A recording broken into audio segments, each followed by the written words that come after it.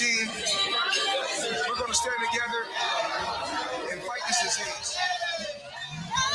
I come this way before, travel through the open door. Circumstances navigated the path, and life happened all so fast. No, it got lonely sometimes. You see, I know we couldn't make it. Even when I'm off beat, I still land on my feet, and nothing can shake me, cause I know life took a hold on.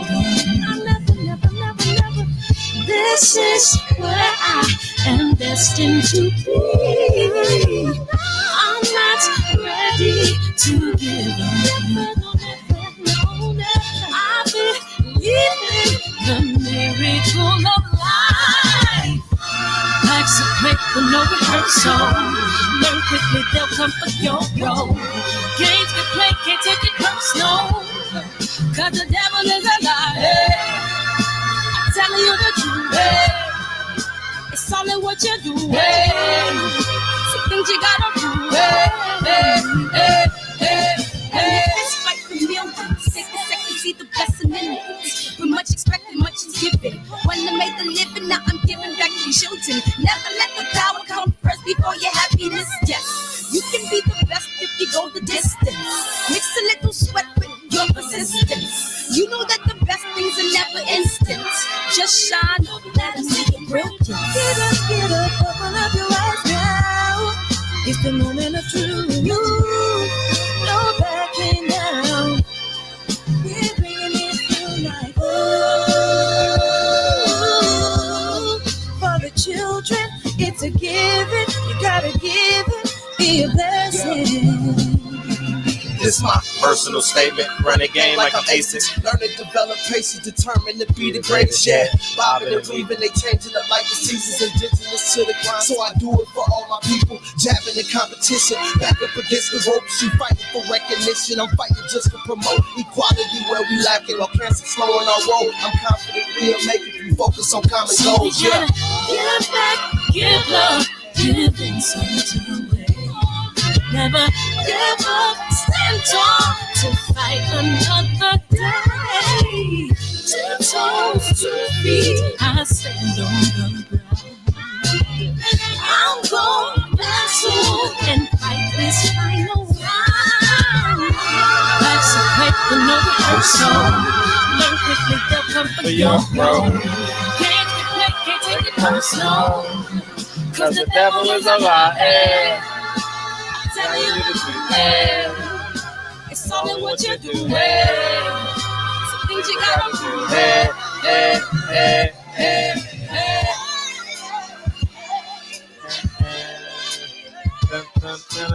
Hey, welcome to the show. Welcome to the show, baby. What's up, man? I got a treat for y'all. Can y'all hear me just fine? Oh, I got new headphones. All right, so that's why. I got something coming. I ordered something from Mr. Wireless. I got to cash app him the money. What up, DB? DB, Mr. J Dub, L Boogie in the building. What up, OG Trap Guy, SS Caesar in the house. Andrew, OG, what it do, E? We in here, Phil. Who else we got? We got Rob. We appreciate you, man. Hit that like button on your way in. Say it again and say it louder. Chef Boyardee, what up? What up, Cash G, Trap Lord, Andrew, Charles? We in this son of a biscuit, man. Welcome to the show, man. I appreciate y'all, man. We got a good show, man. I thought, man, we'll start building towards Saturday, man. And I've gotten a lot of questions. Fred, who you think gonna win? Who you think gonna win? Well, let's talk about it tonight. Who y'all think gonna win? What's the pros and cons? What's the pros and cons of this fight? Free smoke boxing. What's the pros and cons, man? And I got an announcement too. So I'll wait till we get over 100, and I'll let everybody know. So I know I'm gonna keep on repeating it. But the Charlo's both. Okay, Charlo's both. Yeah, we can call in and talk about it, man. And yeah, man. It's gonna be fun. Saturday is gonna be a fun, man, and y'all gonna be locked in right here. We gonna have some fun in this motherfucker Saturday. When I say we gonna have some fun, we gonna have some fun Saturday, dog. It's just gonna be. It's gonna be a real barbershop, nigga. You know how you go to your boy's house? You go to your boy's house and you watch the fight and you hang out all day and you talk about all the girls you done fucked and then y'all find out y'all done fucked the same girl and y'all laugh and y'all joke. That's what type of party it's gonna be Saturday. Hey, hey, we gonna have some fun. You hit her too? Oh, nigga. You know what I mean? But anyways, man, yeah, that's what we own, man. Yeah, man. What's up, real top dog? What's up, homie? And yeah, man. So we just gonna rock out Saturday night, but first we're gonna rock out the night, man. And I my secondary thought all day has been this. Arrest the killers of Breonna Taylor. I just can't stop thinking about it, man. So that's gonna be our intro all day today, man. We gonna send it up to our ancestors and whoever else you believe in, whoever else you want to talk to. That's what we're gonna do here on the barbershop tonight, man. We gotta get one, dog. We gotta get one. Can we just get one of them, God? One of them, Jesus. One of them, Buddha. Can we just get one of them? Just give us one, man. You know what I mean? And then we can work on convicting them son of a guns, you know? So yeah, man, we gonna make it do what it do tonight, man. But I appreciate y'all coming in here tonight. The Lakers lost. The original Batman. And what are you, Adam West, nigga? You the original? The original Batman, dog. What's up, big homie? Yeah, man. So Lakers lost. Now we got a real series, and they beat them pretty handily. You know, shit, without that AD jump shot, shit, it'll be 2-1 Nuggets. You know what I mean? So it's gonna be a good series. It's an entertaining series. I believe it's up and down, a lot of scoring. Shout out to Tay Jones. I was talking to Tay Jones earlier. That motherfucker picked that game dead on. That nigga went money line. He went money line on the Nuggets, dog. Nailed it. Boom. Bingo. You know what I mean? So congratulations to him. Hopefully he keep on hitting them son of biscuits. You know what I mean? So yeah, that's what we own, man. So we gonna open up the phone line. We might as well just start it now, man. We might as well start turning up, not now, but right now. You know what I mean? We might as well do it like this. Yeah, let's do it like this. Thank y'all for coming in here, man. I know y'all could be what Jay-Z said. I know y'all could be anywhere in the world, but you're here with me. Thank you, man. And don't forget next Thursday, we have what? Yeah, we got New Jack City. We're gonna talk about New Jack City. I know them niggas think you're Gary. I know. That's John Page, homie. That's John Page. Arrest the killers of Breonna Taylor. What's up? Hey, man, first off, I want to say fuck DB. He been ducking me for a long time now. Fuck you, DB. Quit ducking me. I want that fade immediately. That's first and foremost. Second thing is, man, so I was tripping off of this because the UFC has an event this weekend as well, right? And it's a big card. It's 2 championship fights. So the card will be longer than they usually are, you know, because it's instead of 3-round fights, they have 5-round fights. Oh, okay. I didn't know that. But the newest, you know, Conor McGregor is obviously the biggest seller in the sport because he's, you know, behind Floyd or whatever. But outside of that, the newest talent and also a big draw is the middleweight champion, Israel Adesanya. But John Jones is the light heavyweight champion. He relinquished his belt or whatever, but somebody's fighting for that title as well. So 2 big fights coming up for the UFC. Why didn't the PBC alter that date, knowing that a lot of eyes are going to be on the UFC, especially with a black fighter? You understand? If it was Conor, if it was Khabib, if it was GSP, if it was anybody else, you know, Chris Weidman, whatever, it wouldn't split the vote. But since it's a black fighter, the same thing in boxing, right? A lot of our eyes are going to be watching MMA, and that's going to take away from the numbers from Jermell and Jamal. So why didn't the PBC, because this UFC card was made before I think those fights were made. Oh, really? Why did yeah. Well, I believe so. Okay. So why didn't they change those dates, knowing that it would affect those numbers? Well, why did they put both brothers on a pay-per-view with two opponents that don't speak English? Right. Yeah. Yeah. Why did they hire Brian Kitty? Yeah. Yeah. They not attached, man. They not attached whatsoever, man. They not attached whatsoever. They could have put it on last week and moved Lubin down 1 week to the 12th and moved him down to the 19th, and voila, magic. Voila. It would have worked out. But you know, needless to say, you know, I'm gonna be watching both, but you know, we all know where my heart lies at a little bit more, and I'll probably make some money on the other side. But you know, I'll be all over the place, man, having a good time. You know what I mean? Supporting these melanated kings.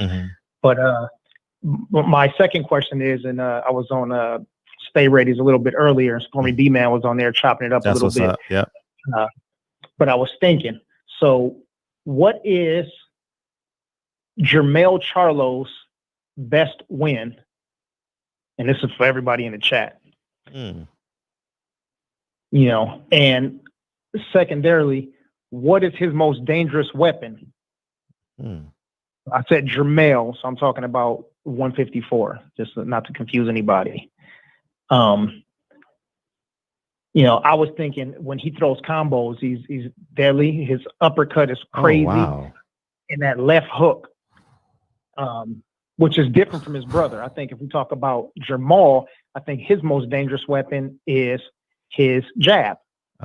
You got a couple questions. He throws it out right away. He uses it how it's supposed to be used for, to measure, you know, distance and get in the range, and use it for his timing. And he uses that to set up his big punch, you know. And he does a pretty good job of going body head. So, but yeah, I would like to see what everybody says. Let's see. You got a couple questions too. People's what's up, KO artist Steve, man? Go hit that subscribe button on his side of the street, man. What's up, big homie? He says on the Tank fight, they got Khabib fighting on that date too.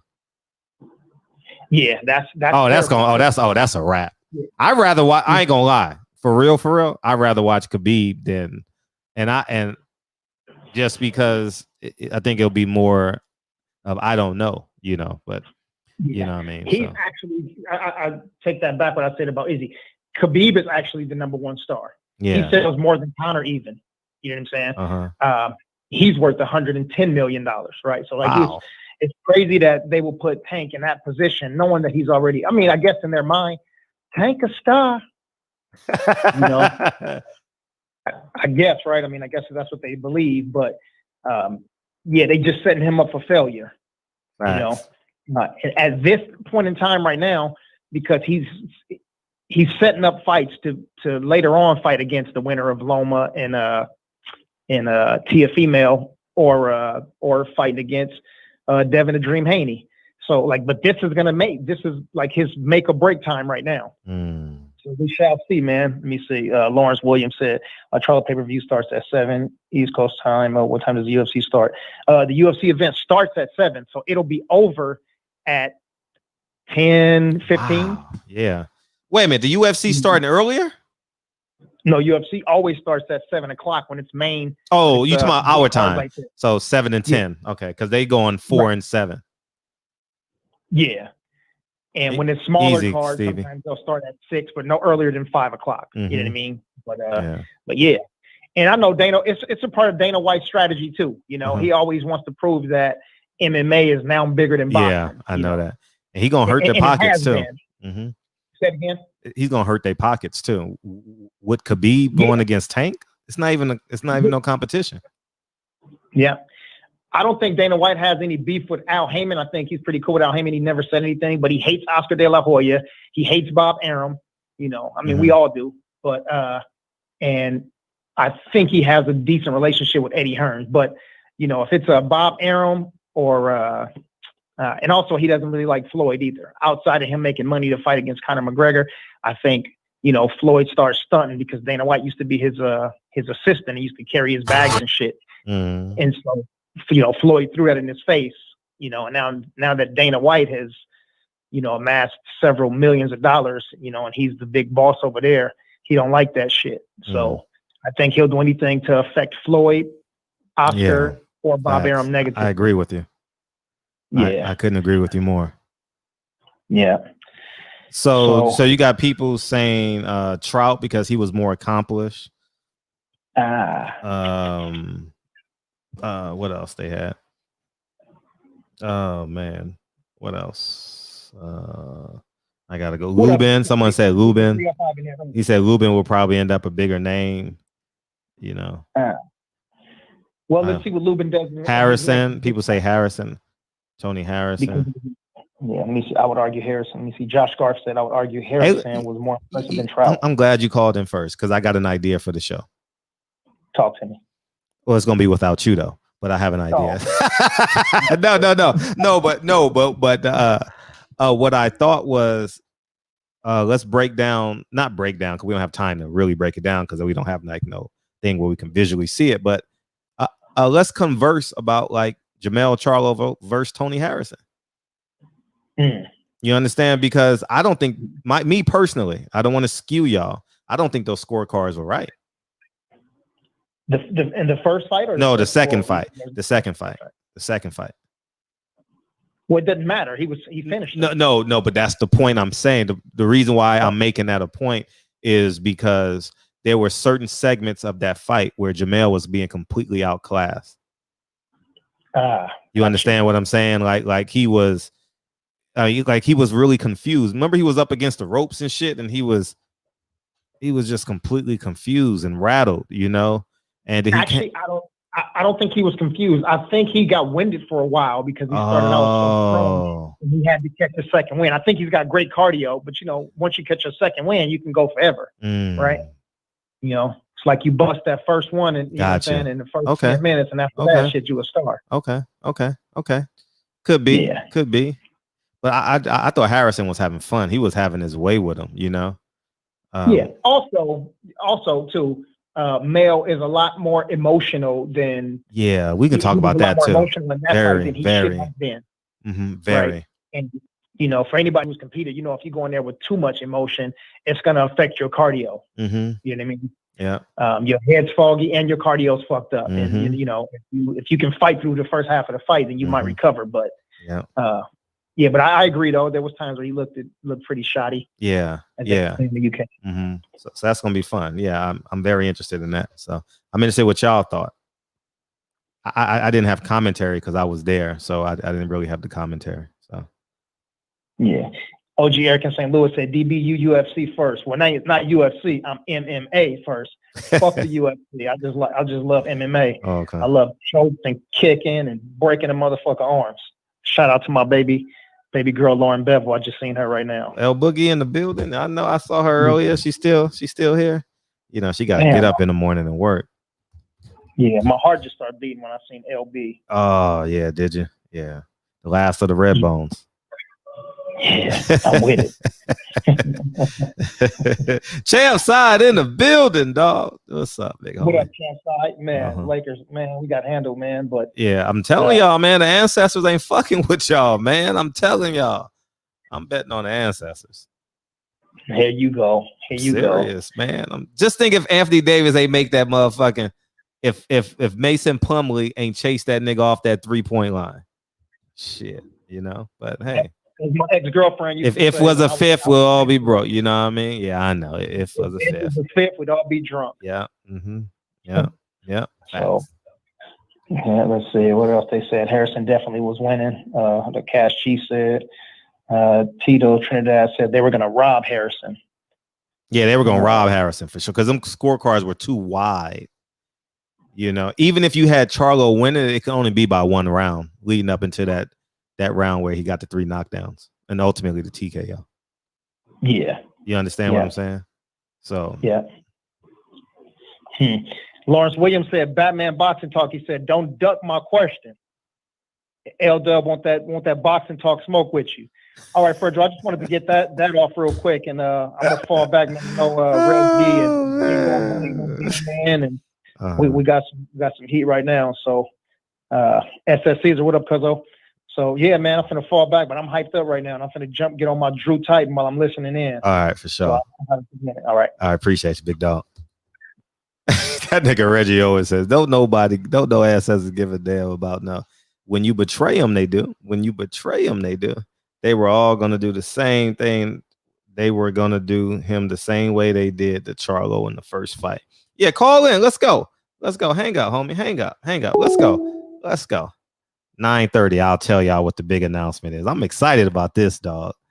This is what we're doing Saturday is what we do every night in this son of a bitch. Is what we do every night. And we doing the 2.0 on Saturday. Y'all gonna be so happy. When I say y'all gonna be happy, y'all gonna be happy. Man, y'all gonna be happy. The killers of Brianna Taylor. What's popping, man? What's popping? What's happening, Fred? Down here in Miami, listening to you, rocking to you, keeping it up all night, man. That's what's up. I got at least 2 hours. I was having a conversation with one of my buddies. You tell me what you think about this. We were talking about the championships and how now it's so difficult for any champion with a belt to make these fights. And I don't necessarily believe it's the fighters themselves. I think it's these handlers. And I think most of that started with Floyd. Yeah. Yes. I mean, when independent variable controls the entire sport because of how much money he makes, you know, they can manipulate the rest of the calendar. And when he's a promoter, you know. Yeah, because it seemed like to me, it was to the point of that A-side stuff. You never heard that before he started. Like once he changed from Pretty Boy to Money Floyd Mayweather, you never heard that A-side stuff. Nobody said that. Now, even that whole thing with Gary Russell, all they kept hollering about is the A-side. That's like the thing now. Yeah, you're right. And we, the fans, don't give a damn about no A-side. We just want to see y'all boys get it on. We just want the best fighting the best. Yeah, and I think now, and then see that stuff now, I think that was historic because that happened all on the internet. We all got to see it. Nobody wants to see how sausage or hamburgers are made, but we like to eat them. So we got to see how they was made, and it wasn't pretty. Yeah, you're right. It wasn't pretty. It wasn't pretty at all. And I think I don't think when people are saying ducking, I find it hard to believe an actual fighter is ducking. I think that now their advisors might telling them, hey, you can make more money on this fight. This might not be a good fight. But I don't believe that most of these fighters are actually ducking. I think, you know, that's just my personal opinion. I find it hard to believe a guy who's been fighting since he's, you know, a teenager all the way up until he's in his 20s or 30s. He's scared of another man fighting. I just find that hard to believe. There ain't no Mike Tyson's walking around here. So I find it hard to believe. And one other question I have for you, you give me your opinion on this one.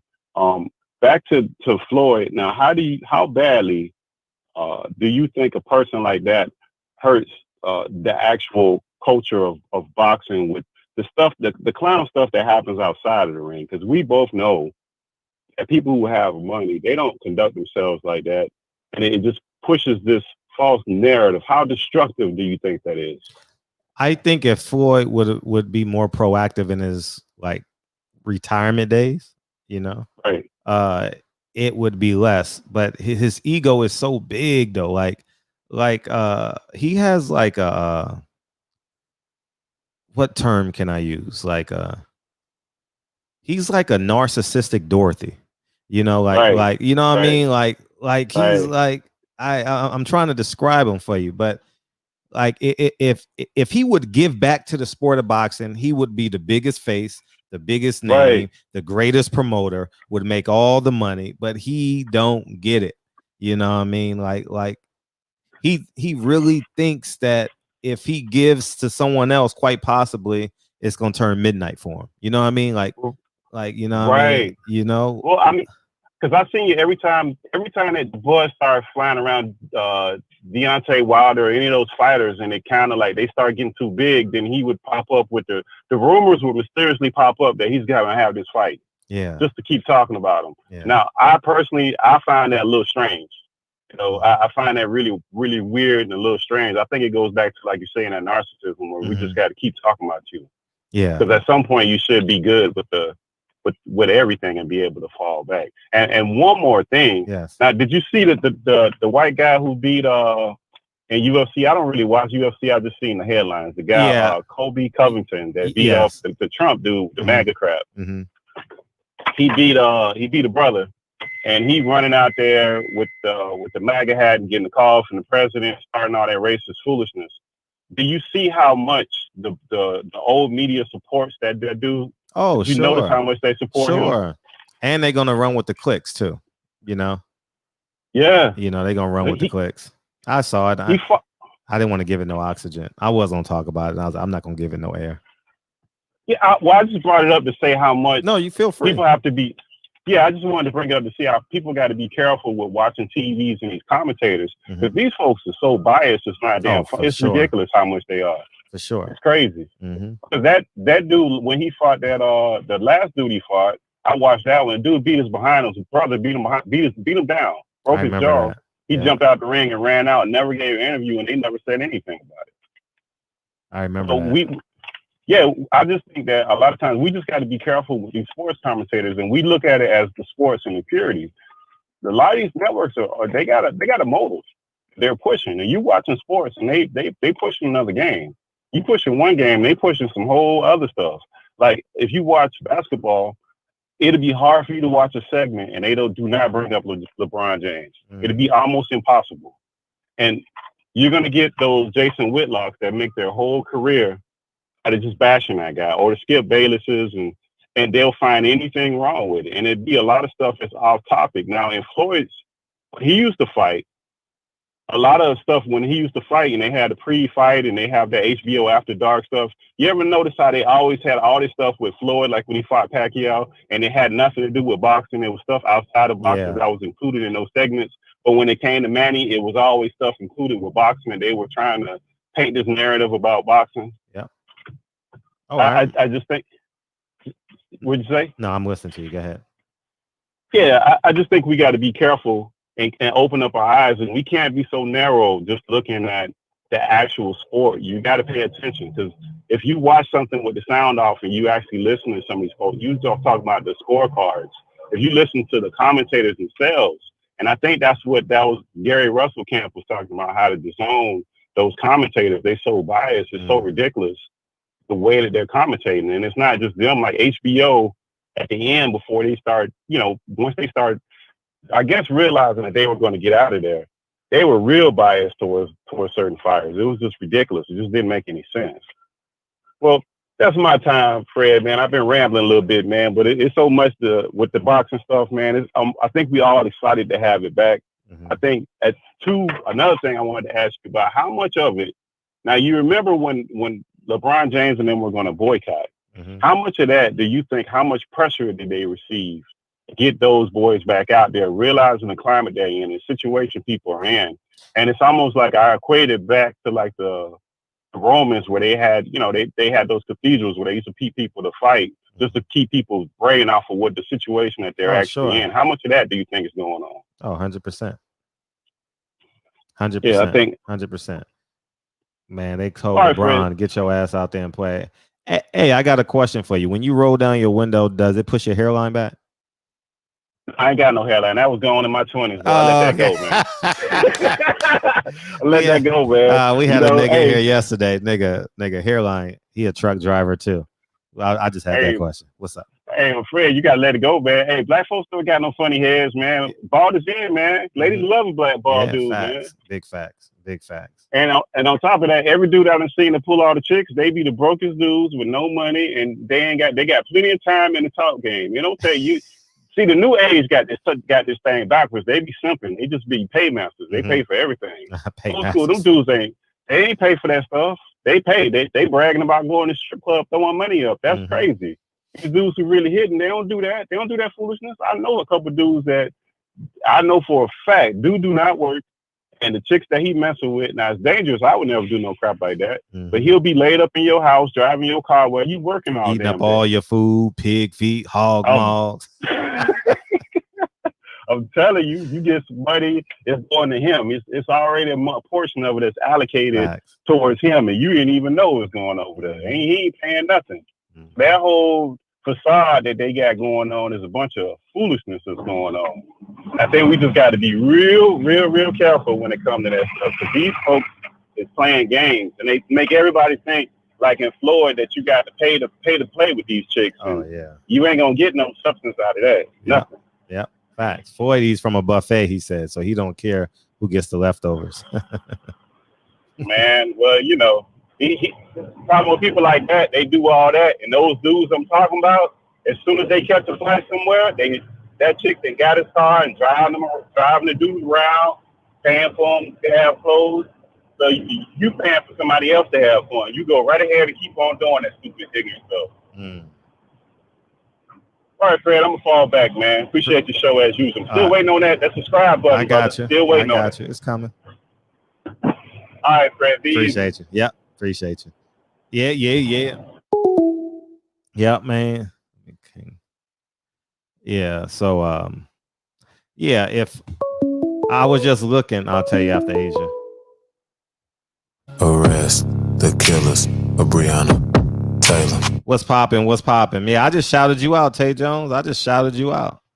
You the GOAT, man. Went money line on them son of a bitches, man. How you feel? 55 sitting on 55 mil, as we all should feel. What it do? The respectable and honorable Bill Haney gave me the task to deliver you a message. Okay. We was on the H Money platform. Oh, what'd he say? 30 minutes ago. No, it was he said he's looking for you. Oh, okay. Yeah, you know where I'm at. Right. He'll be in here tonight if he wants to call in. Yeah. Any black person in the world, you want to promote your business? Some Asians too, man. We go with some Asians too. But any black, you need to promote your business. You need to do whatever you need to do. This is your home, man. You know, this is your home. I don't care what I talk about you. I'm gonna talk to the people. You know, so anyways, what's up? You know I'm gonna hold you to it. Okay. We got some stuff ready to kick on out. Okay. But we'll wrap on that. Sorry about that. I was eating at the same time. It's okay. It's got your mama ain't teach you no manners. Continue. Yeah. What he did, he's so gracious. And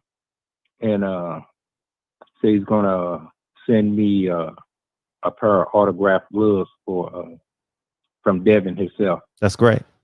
Yeah, got to get the email. I said it's okay for you to give him the email and all that. For some reason, when I get on H Money platform, everybody be sounding like robots. You know, like everybody on dial up or something. Oh yeah, it's probably got to change his program.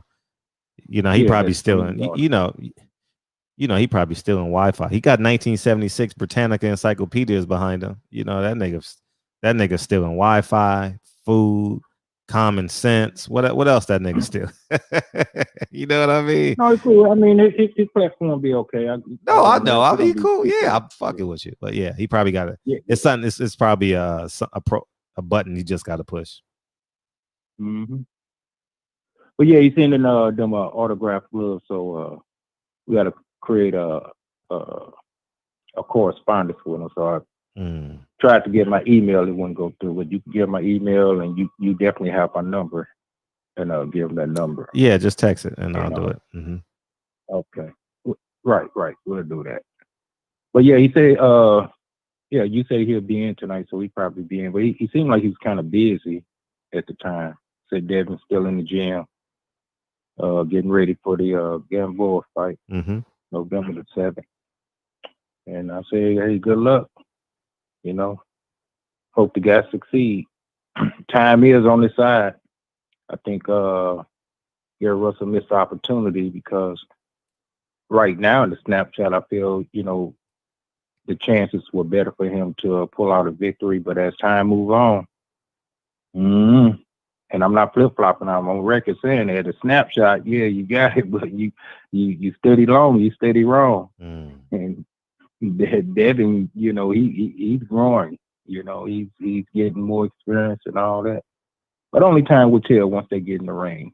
You know, if it's like 6 months from now, they're gonna have to lean toward Devin.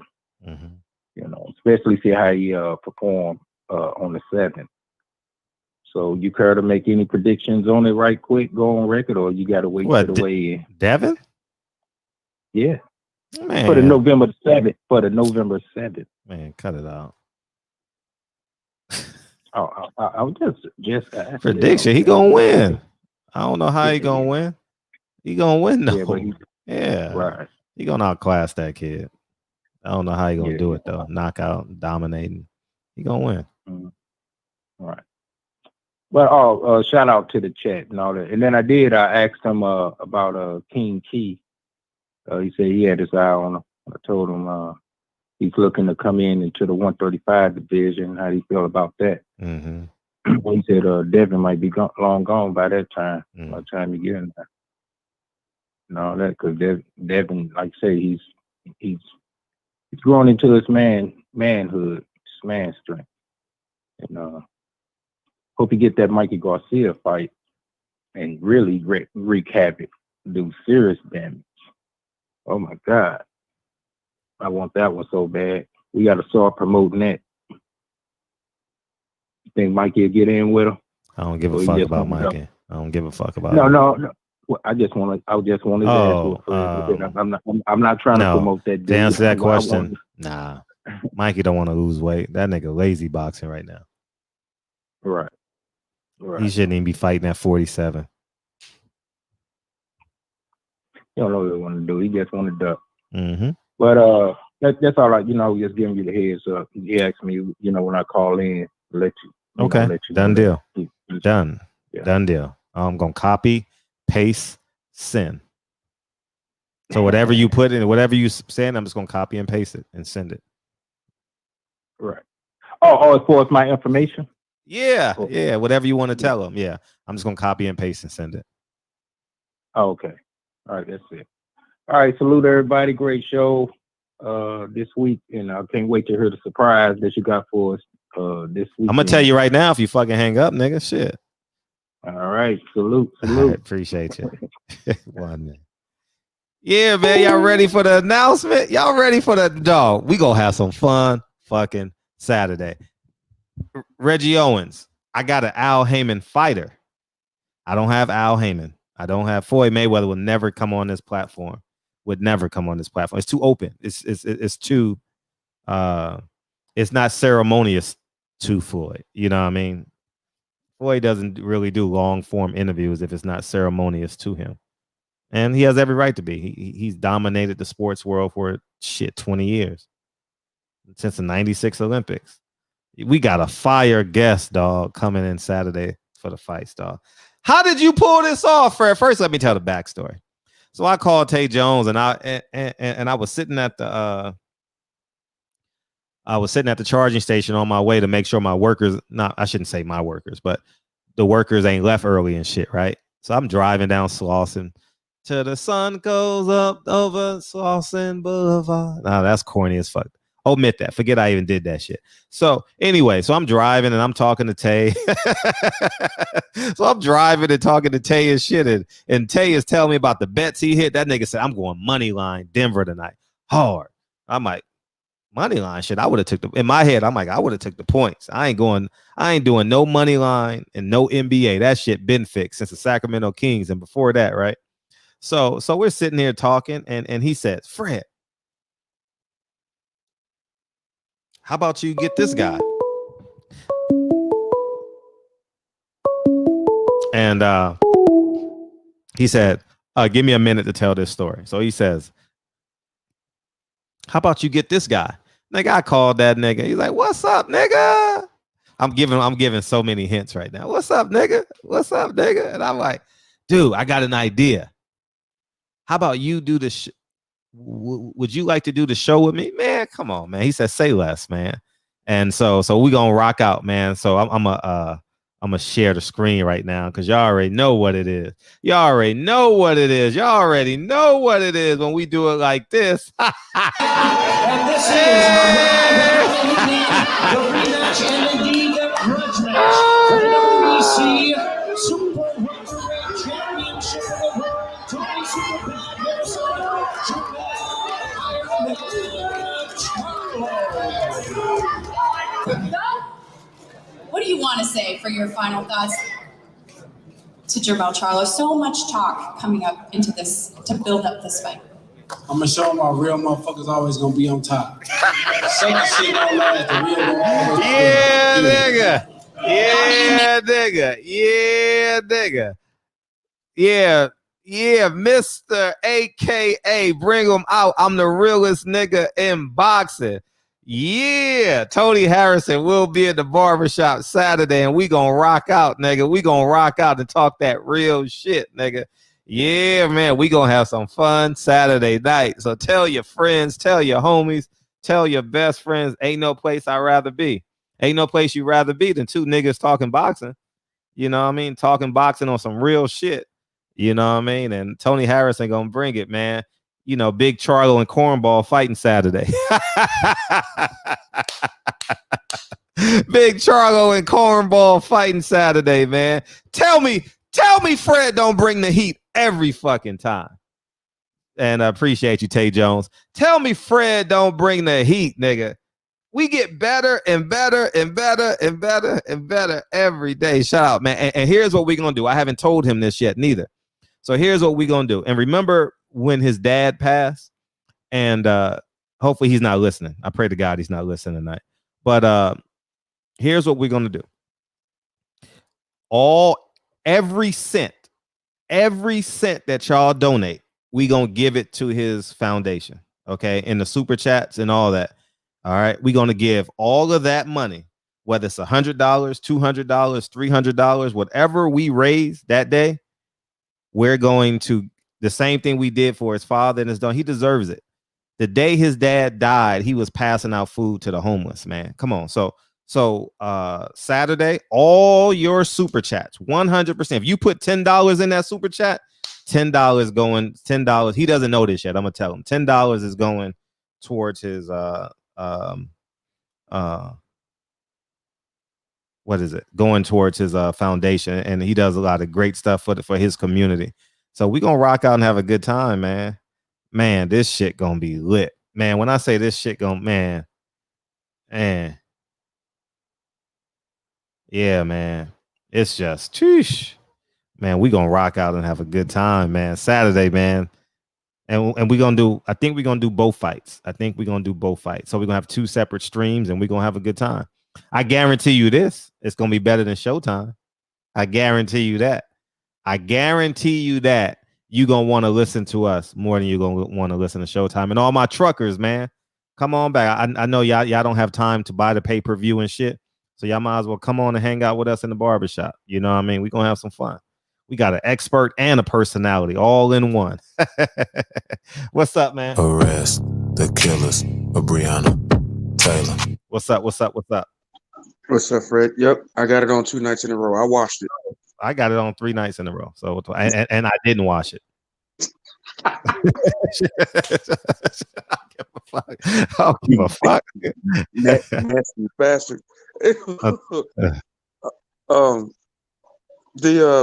The Charlo fight. Charlo against Banana. Mm-hmm. What's your thoughts on that? I'm concerned. For real. To be completely honest with you, I'm very concerned. Concerned meaning I'm rooting for Jermell and Jermall Charlo, right? It's gonna be a tough fight for Mel. I don't think he is as good of a boxer, and I don't think he's consistent enough. You know, he has a short jab. You know, he doesn't have like the he's very compact when he fights. You know, like he doesn't like extend his jab. Which means he'd have to get close. Yeah, he's gonna have to get close to him. You know, he's gonna have to get close to the kid. And Rosario wants you to meet him. And Rosario is not special, but his belief is special. Jermell Charlo's conditioning, I believe, is special. Jermell Charlo's chin is special. I'm just I have my concerns about Mel when there's 2 minutes left in the fight and he can't go back to his corner and he has to make a real time non-emotional decision. Does that make sense? Like I have my reservations about that. Like, can he make those adjustments without going to the corner and getting it from Derrick James? Because Tony Harrison just sidestepped and put that jab in his face. You know what I mean? And it was like boxing 1-on-1. And I thought, and I said earlier, Harrison out. There were 2 to 4 rounds somewhere in there where Harrison literally outclassed him. You know what I mean? And so so he outboxed him. So I have my reservations. And if he can get through this, he a monster. If he can get through this fight, he's a monster. And I'm only speaking truth. All right, I'm only speaking truth. I agree with everything you said. I got reservations too, and after the fighter you just mentioned is going to be on the show, Tony Harrison. After he fought Tony Harrison, I don't think Tony Harrison is somebody he should have lost to. And he did lose to him, and he came back and avenged that loss. You know what I'm saying, with a knockout, which is the only way to get revenge in the boxing game is a knockout. The best way to get it. The best way to serve it cold.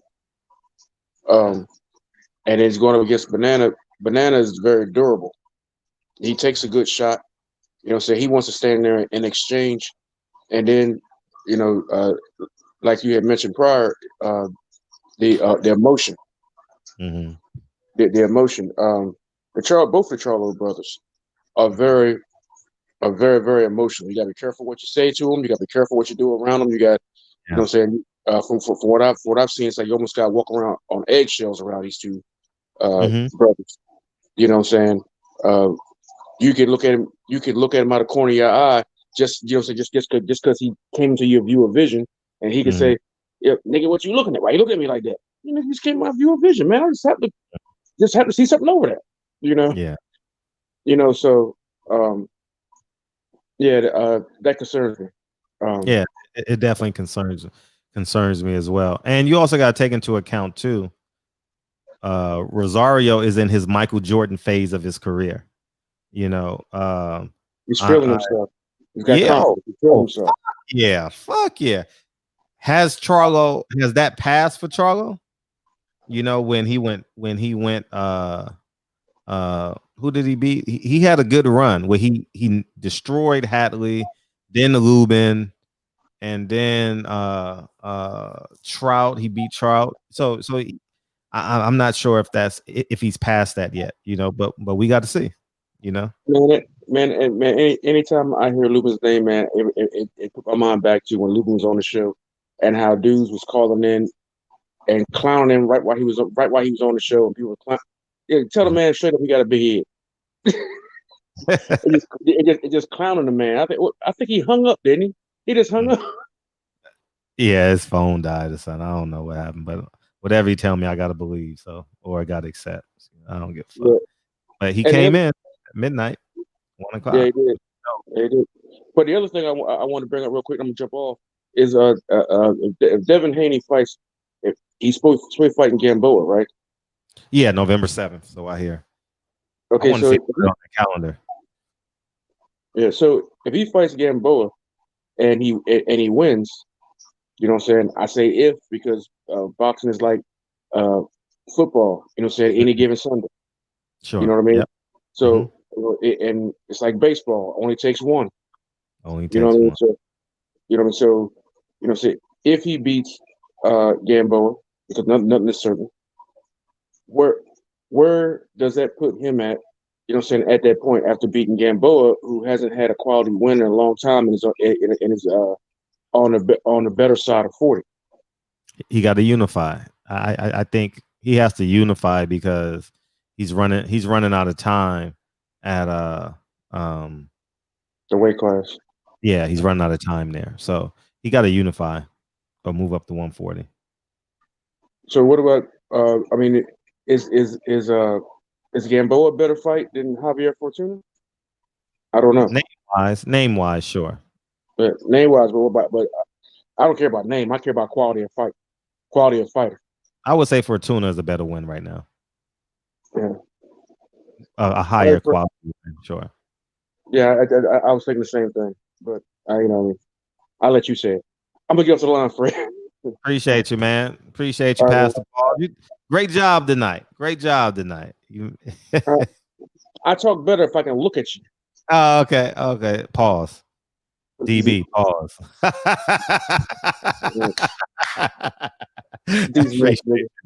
Appreciate you, big homie. Appreciate you. All right. What? SS Caesar, man. I'm back in Chicago this weekend. I may not be in the shop, but put my 10 for Saturday for now. Salute TMC. That's what it is. TMC for life. Phil 708 and out of work. Oh man. Arrest the killers of Breonna Taylor. What's up? What's up? What's up? What do, Fred? What's up, man? What's up, man? You know how we do. You know, we only get the best guests. You know what I mean? You know what I'm saying? Yeah, man. I had to give your roses, man. Like, you got Tony Harrison on this motherfucker. That bro. shit like, gonna be lit, nigga. That shit gonna be lit. That shit gonna be lit. That shit gonna be lit. Man, man, that shit gonna be two real niggas talking shit. Two real fearless niggas talking shit. It ain't none of that PR move shit. Nah, nigga. If Jermell Charlo get his ass knocked out, or if he knocked the shit out of Rosario, we gonna say that nigga got knocked the fuck out. You know what I mean? If that it's something funny, if there's a bad bitch doing the ringer, doing the bell, we gonna say that's a bad bitch doing the ringer. You know what I mean? But it ain't no fat asses roaming around. So hey, we probably won't see that, but that's what it's gonna be Saturday night. You know what I mean? We gonna have some fun with that shit, man. Yes, yeah, that fight definitely. Yeah, somebody gonna get knocked out that fight. Yeah, for sure. And I'm gonna be honest, my prediction, I got Rosario with the upset, bro. You have I'm sorry. Go ahead. No, yeah, I was saying like Rosario hitting the heavy bag and shit. Like, man, he looks solid, bro. Like he's really powerful, bro. Like he's way more powerful than he was with the J-Rock fight, bro. Like you can tell he's really motivated for this fight. Yeah, I got him for the upset, bro. Wow. Charlo the only way Charlo gonna have to box. Like he can't brawl with Rosario. It's gonna be a quick night. That's my opinion. But the longer the fight goes, the more I favor. I do think Charlo might win because of his experience. Yeah, he got experience. He definitely has experience. You know what I mean? Yeah, we're gonna be live during the fight, JJ, for sure. Yeah, I mean, yeah, you making good points. Charlo fights too wound up. You know, man, that's a tough fight for Jermell. I'm glad y'all optimistic as it pertains to him he gonna knock the guy out. Yeah. But it's gonna be a hard fight, man. Because I don't know if he's stubborn, but he doesn't box. You know, like he don't box. He don't jab. He don't double jab. I mean, I just felt like Tony Harrison, he kind of laid the foundation how to beat him. Like, honestly, I mean, he can box. He can box. It's just like, I think maybe he just relies too much on his power now. You know, but I do see what you're saying. Like, he does kind of like just like tense up on his punches. Like, He's very tense. He's very, very tense. He's very, very tense. Very, very tense, man. And I wish him well, man. Hopefully he's, you know, we'll know Saturday night, dog. We gonna know Saturday night. Like I can't. I don't know. I don't think about Jermell. You think he gonna beat Derevyanchenko? See, here's where it gets fishy. Here's where it gets fishy. I have them all winning. But he fought that guy, that left-hander. What's his name? Soy Ball. What's his name? When you know who I'm talking about, right? Cannonball. Dennis Hogan or something? No, way before that. The kid from Ukraine. All them niggas from the Ukraine. They got a factory out there Coraball. Yeah, Matt Coraball. Thank you. Oh, okay. Matt Coraball. He had problems with Matt Coraball. Big problems. You know, the first 6 rounds of that fight, he had big problems, man. He had big problems. And I have Jermell Charlo winning this fight. But I have him winning not by like destruction, though. You know, Derevyanchenko is a flat-footed fighter, but I think he's better than Coraball. Yeah. So, and you got to take this in play too. Like, I mean, that was like a short notice fight. I mean, I'm not. Yeah, because Willie Monroe was supposed to fight, right? Willie Monroe. Yeah. Yeah. And like, you know, like Willie Monroe, he wasn't a southpaw. So like at the last, like on the fly, like he has to fight the southpaw. Sure. So it probably took him a couple rounds to probably figure it out, you know, to figure out Korobov. But in my opinion, he won the fight. But you're right, it was a tough fight. But I think maybe now he has the preparation. I think that I think he could beat Derevyanchenko. But it's going to be a good fight. It's going to be a real good fight. Yeah, it's going to be a real good fight. At middleweight. It's going to be a real good fight. Korobov is tricky, and so is Devinchenko. You know, Devinchenko is a hell of a fighter. He's about a sturdy B+ fighter you can have in boxing. A-, B+, you know? Yeah. That's about as good as it's going to be. Yeah. Yeah. But that's all I have to say, Fred. Appreciate the call. Oh, all the time. And thank you. Thank you. Appreciate you. Phil J 508.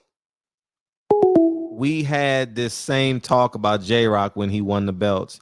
He had a good fight and was stopped the very next fight. Rosario getting stopped. Okay. I mean, I want both Charlos to win now. I'm rooting for the Charlos. Definitely rooting for the Charlos, but they in tough fights. And they so emotionally attached to one another. You know, like this shit go both ways. Either the Titanic is gonna make it to Europe or that shit gonna sink in the Atlantic Ocean. Like, think if Jermell Charlo loses, this nigga Mel got 3 hours to sit on that emotion. 3 fucking hours to sit on that emotion.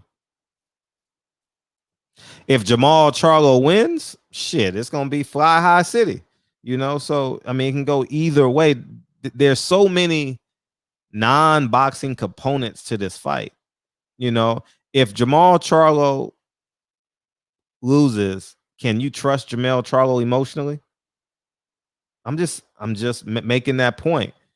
You know, so Jermell got to go out there and put on the show. And if Mel handles his business regardless, I'm gonna put a lot of I'm gonna respect him, you know, in terms of his how he responds, you know, like in terms of I'll answer that in a second. Arrest the killers of Breonna Taylor. What's up? What's going on with Malcolm X Fred? Oh shit. What's up, man? How you feel? I'm feeling good, man. Yeah, I kind of agree with you about what you were saying about the Jermell and Jermell about their 2 fights. I think they kind of, you know what I'm saying? Everything that you said, I agree with it. That's all I just wanted to say, you know what I'm saying? And I hope they're really listening right now to where they can take your advice. Lock in. Yeah. Yeah, for real, man. I really hope, like, whatever it is, man, I hope they get, like, whatever you just said, you just, like, literally, man, you so right about them. So, I mean, I hope they get to listen to your advice, big dog. Yeah, me too. Me too. I genuinely, inherently want them to win. I'm not rooting against them, but this is the shot where we tell the truth, right? So, you know, like they are literally attached to one another, and I need Jermell to win well, and if he wins well, I will be way more optimistic for Jermell, excuse me. Yes. So, yeah. So that's where I'm at. And plus, he was right about what is it called when he fought Tony Harrison? He outboxed him. So you know what I'm saying. I thought he did. You know what I'm saying. Everything that you said was so true. Where I hope, you know what I'm saying, to where they can listen to this to, you know what I mean, however it is, to, you know what I mean, to where they can just take some feedback and criticism, you know what I'm saying, because we all want them to win. Yeah. You know? Yeah. Yeah, so that's all I wanted to say, man. I agree with you 100%. Thank you. Yeah. And then keep up the good work you're doing, Fred. Appreciate you, man. Tony Harrison gonna be in here Saturday. Make sure you listening. Ooh, I can't wait, man. That nigga gonna be talking cash shit. Listen, hey. You just that's one thing. That's like literally. That's the other thing I literally was about to call in for. Like, wow, I can't wait for that, man. Tony Harrison. One more thing, right? Big Fred. What's up with Jared Hurd? I saw him start. He must got a fight date because he started working out. I saw him swimming today on his Instagram. So hopefully he got a fight day. He got to cut that weight. He looked like a motherfucking cruiserweight right now. Oh yeah, he looked big. Damn. He looked big. I don't know how he get to 54, dog. He looked big as hell. Shit. You know. God damn, man. Yeah. So I can't wait, man. I can't wait to watch you guys, man, on Saturday, man. So, and man, it's about to be lit on Saturday. It's gonna be lit. It's gonna be lit. Yeah. Tony Harrison and barbershop. Can't get no better. Nobody does it better. Man, it ain't gonna get better than what it is, right? Nah, it ain't gonna get better. Real. Yeah. Man, all right, man. But thank you for picking up my call, big dog. Fact for sure. All right, thank you. All right, thank you. Yeah, that nigga do be thin as shit, Batman. I mean, that nigga be little, man. For real. Yeah, man. So and I'm not creating no scenarios, Dre. I'm just being very I'm looking at it from 50,000 feet. And I know because we're rooting for the Charlos, it sounds like I'm being pessimistic or thinking about something crazy, but it took that nigga Jermell 6 rounds to wake up when Mel lost. And that's the truth. You know, we saw Jermell Charlo arguing for 30 minutes at a store where he said he spent thousands of dollars at. If I'm a millionaire like him and spent thousands of dollars, I'm not talking to the worker. I'm talking to the owner. You know, I'm not spending 30 minutes. You know what I mean? I'm not doing that shit. That's just who I am. You know, so I mean, we got to call a spade a spade. He's very reactive. Jermell is a reactive type of person. You know, we saw it on the lives leading up to the fight. You know, if we're going to have an honest conversation, and many of us are bettors in here, you know, we bet money. I'm betting money on the fight. I don't know which way I'm going on that, Mel. I'm being honest. I don't know where I'm going with it. I have it a split decision fight, though. I have it a split decision fight, and I genuinely don't know who to pick. You know, Rosario does a great job at closing the distance round by round by round. And Rosario is in his, I believe he's in his Michael Jordan phase, you know? He's in that motherfucking Oscar Nariti phase. You know, you come over to America, you get that, you get a taste of motherfucking success, and you don't want to let that shit go because you don't want to go back to your country. You know what I mean? You don't want to. You don't. You know what I mean? And you're right, Aaron Jones. That's exactly what we get when the best fighting the best in the division. You know what I mean? Yeah. That's and I would tell Mel if we were covering the fight this week, I would tell him, I don't know. Like I'm being honest. Yeah, I remember I told Derek James, I didn't think Errol Spence was that good 4 years ago. I said, I don't know. I'm not being negative. I'm just being honest. You know, I didn't think, you know, and I'm rooting for Mel.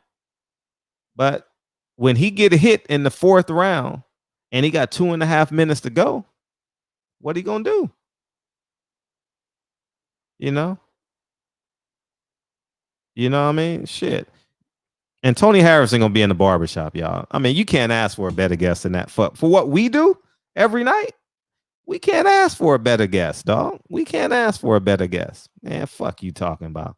Man, we do this shit for real. We do this shit for real. And we gonna have an impact on the kids in Detroit. Come on, man. Come on, man. This shit. Come on, man.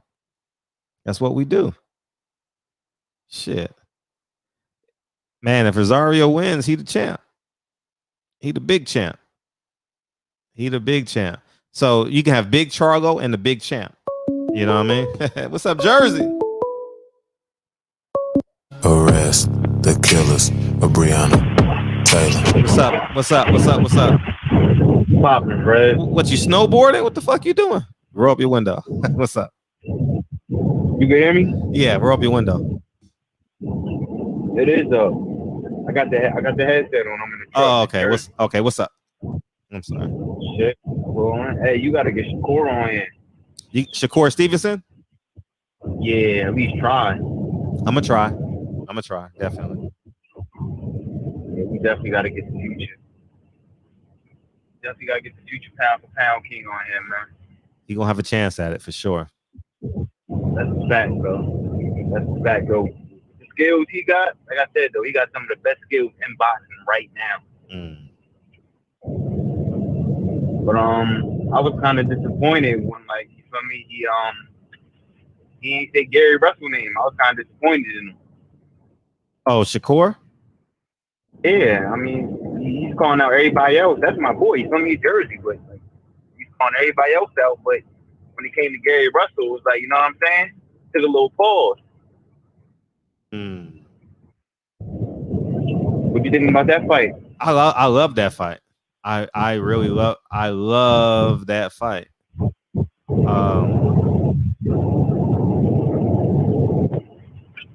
want to see it. Yeah, I do too. It ain't gonna happen though. Andre Ward, they ain't gonna put him in there with him yet. I still think it's a 50-50 fight though. But that Shakur had the dog in him right now. I don't know. So Devin Haney, that shit a dub. It's over. You're not fighting. He's fighting Gamboa on the 7th. Oh my God. Don't nobody want to see that, Fred. Don't nobody want to see that shit, man. Yeah, especially coming off the Gary Russell. That, man. That's crazy, man. I'm disappointed in Bell, man. Talking all that thorough shit and then he fighting Gamboa. Come on, man. Not even a fight. That's a showcase fight, if anything. Yeah, definitely a showcase fight. Definitely a showcase fight. This boxing shit be fool, man. I don't know what's up, man. Nobody want to fight each other. Like, this shit crazy, man. I don't know what's up. But I'm looking forward to that Earl Spence Danny Garcia fight. That's gonna be a good fight. So am I. I'm looking forward to that. I'm so eager to see Earl in the ring. You know what I mean? Oh yeah, that's a fact though. It's going to be competitive for the first 6-7 rounds, I think. But Earl towards later rounds, I think he's just going, he's gonna walk away with it. Like, not fuck with Danny Garcia, but his skill, like, he's just so flat-footed. Danny's tailor-made. He's solid. He's tailor-made. Yeah, for sure. You see a stoppage? Oh, that's tough for Danny.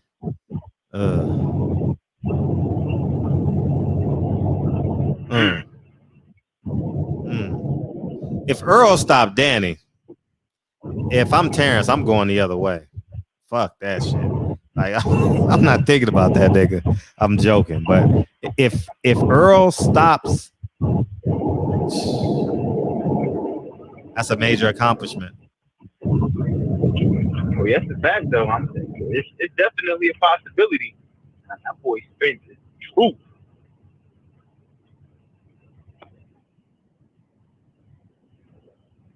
So what's next for Gary Russell? Hell, if he don't pray. Dang. I think he's on Fight Fortuna. I think he's on Fight Fortuna at 35. That dude can't get a fight, man. I don't know what's up with him. Yeah, they got to get him. Yeah. That shit is crazy. And where's his brother? Like, what his brother got to say about this fight not happening. You got to get him back on here. Yeah. I want to hear his side. Yeah, we'll It's bring like, him. you Yeah, feel me? we'll bring him in. At Yeah, you got to. maybe we'll do a Because wrap up Bill show. Batman, maybe we'll do a wrap up show Friday with me and you just talk. Yeah, because Yeah, I mean, that's what we'll do. Maybe we'll do something like way- that on a Friday or something. Fred, they've been way too quiet this past week. Like, I don't know what's up. Like, you definitely got to get them back on here. I don't know what's Okay. going on. For sure. All right, Fred. Well, I ain't gonna keep on the line, but you know, I'm gonna give you a holler. Appreciate you, big homie. Right. Appreciate you, Jersey. Be safe. Yep. Right. Yeah, maybe we'll do a wrap up show, Batman, if you're listening. Maybe on a Friday or something, Thursday or Friday. You know what I mean? Just talk about it. Fortuna's ranked number 1, Gamboa is 10. Well, yeah. Maybe he should fight Fortuna, but the winner would be. See, there's a whole bunch of mess down there. Because Campbell is fighting for the WBC and Ryan Garcia is fighting. Because remember, Ryan Garcia had the option of the WBO and the WBC for the mandatory. So you got 2 mandatories, 2 mandatory fights. So you're going to have 2 mandatories for the WBC belt, which is who's the WBC champion? I don't even know who the fuck the WBC champion is. Arrest the killers of Breonna Taylor. You calling back? What's up? Oh yeah, my fault, Big Fred, man. I'm Malcolm Fred, man. I'm calling one more time, right? If you don't mind. You live. What's up? All right, man. What's up with all these belts, man? Like, can we cancel the WBC, man? I keep listening, man. I always listen to you every day. And I'm getting tired of how they got so many belts and so many fake ass championships. You know what I'm saying? And that ain't, you know what I mean? Like this, like what you was talking about Batman right now, which I can't wait till you have Batman on Friday. You know what I mean? I can't wait to listen to him. But you know what I'm saying? One thing I really want to say is I really feel like Devin Haney used Gary Russell to sell this fight with Gamboa, man. And you have every right to think it. You could take that to the grave, Nah, I watched the lawyer came through. You know what I'm saying? When you had the dude talking about it. Mm-hmm. Yeah, you know what I'm saying? So I listened to a lot of that stuff. I'm like, damn, man, Evan Haney and his dad was over here, like, you know what I'm saying? Like, over here playing games with people and stuff, which it ain't right. Yeah, you know what I'm saying? So, you know what I'm saying? But that's what I wanted to call in back for, man. Yeah, we definitely got rid of these belts. I appreciate that. And smash the like button. Smash. You hit the like button yet? Yep, and plus one thing, man, we got to stop with all these, like, you know what I'm saying, with all these fake ass belts, man. Like, for you real, just said man. that. You just said that. I know, man, but that shit getting tired, man. That shit be weak as hell. Did you smash the like button? All right, big dog. All right. This nigga still didn't answer my question. Smash the like button, y'all, on the way in or out. Even you gonna come back anyway. So yeah. By the way, we got Tony Harrison coming in Saturday. We gonna rock out Saturday. That shit gonna be lit. Dog. We gonna have so much fun. He gonna be reading y'all comments and shit. Oh, the super chat gonna be lit. I already know for Mel's fight, the super chat gonna be lit than the motherfucker.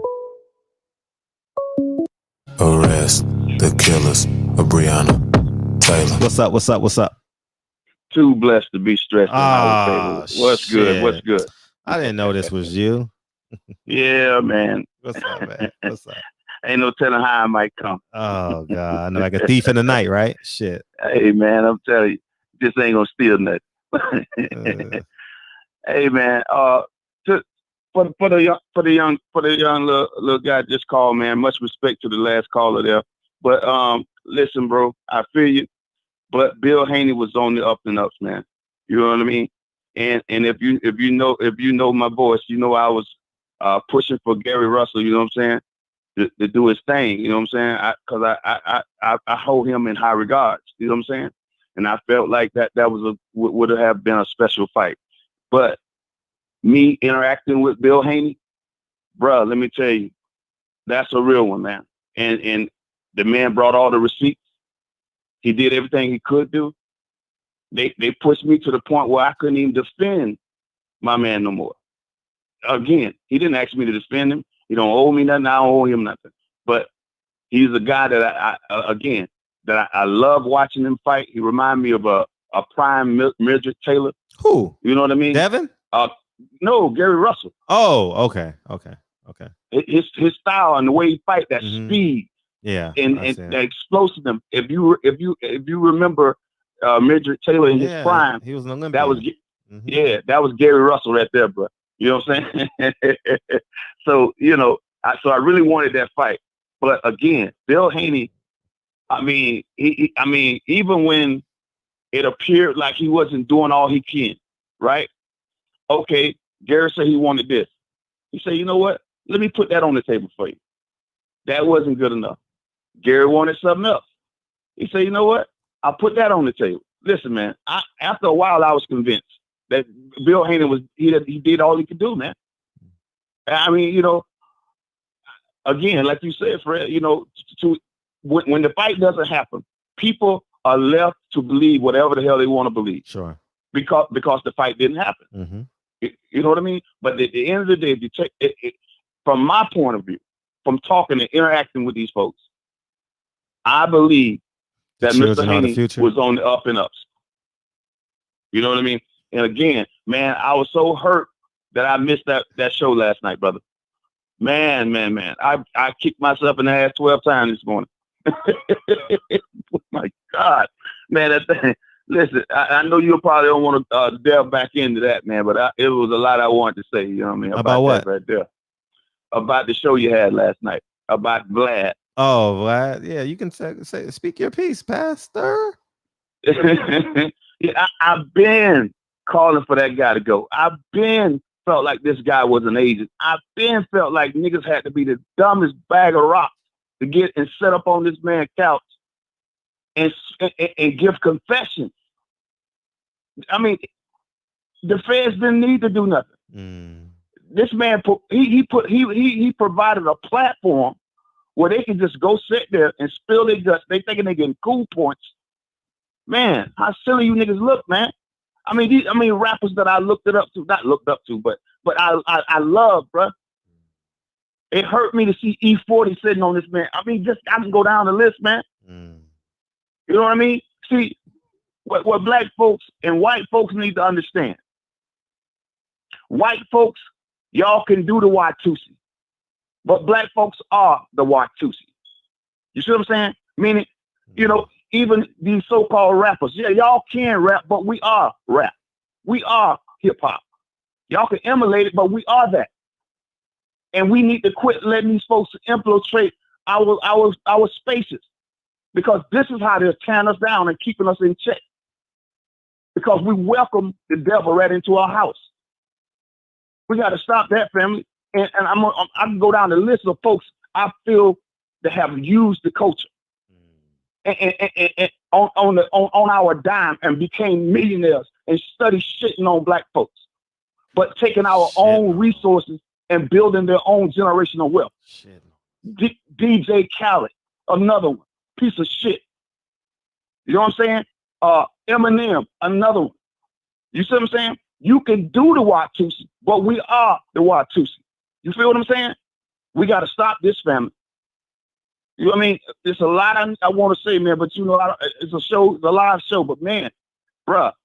And then for this man to disrespect the minister whom I love dearly. I loved this man so hard I had to pray, because God is a jealous God. You understand what I'm saying? I'm telling you for real, especially in the early 90s, this man, and not just him, but it was him, but mostly Khalid Muhammad, bruh, had me in such a militant state. Man, I was ready for war any given day. I was ready for the revolution, bruh, strapped to the gills, ready to go. I had 2 standoffs, you know what I'm saying, with them folks, ready to go. You know what I'm saying? But here it is, man. Again, you disrespect somebody who is beloved in our culture, bruh.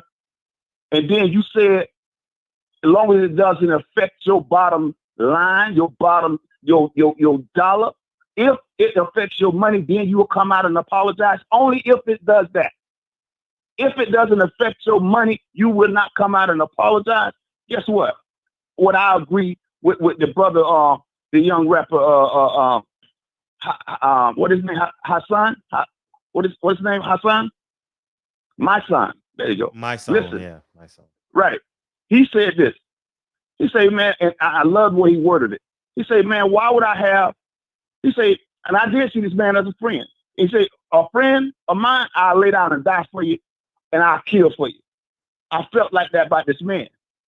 But why should we? He said, no, forget that. Why should I force a man to apologize if he don't believe that he should? And if he do it and he don't feel it, I don't want it. I don't want somebody to apologize if they don't want to. You feel what I'm saying? Right. So, he was breaking it off proper, and I love it. You know what I'm saying? He said, what I would rather for him to do than apologize is to take down the post and say, I misquoted the minister. You don't have to apologize. Just take down the damn quote and say that I misquoted the minister, and I'll take it down. Save your damn apology. He said he wasn't going to do it. As long as it's not affecting me monetarily, I'm not going to do it. So you know what? That's what made him change his mind and say, you know what? Fuck this friendship. It ain't worth that. And what type of friend? And I'm glad but I think he should have went a little deeper. Because don't try to prostitute me in these streets, bro. Like I'm some whore, like I'm some prostitute coming out here because you in your feelings and folks done check my people done checked you. Now you want to come out and tell me you done gave me a couple of dollars when I needed it, bro. Are you serious? Because a real friend, if I love you as my brother, and if I put some coins in your pocket, guess what? Nobody gonna know that shit but me and you. I would never bring that up. Well, let's keep that secret. I wouldn't give a damn if I got mad and angry with you. I would still never bring up something that's personal between me and you, bro. Well, can we make that happen? Absolutely. You ain't said that. You feel me? But again, what we do privately, bro, if I bless you privately, that's what you might have needed that for your family. You don't need the world to know that. If I'm going through something, don't try to shit on me, bro. Man, you know, Deacon 305 was shooting so goddamn bad, man. The man had to come to me to pay a light bill. What? Are you serious? Bruh, that's why I stay in my own lane. I thank God I ain't never really had to ask nobody for none of that, bro. But if it ever came to that, it's gonna be a real one, bro. And it's gonna be because God knows I ain't got no choice. But it's gonna have to be a real one. I know that's on my level. You see what I'm saying? Yeah.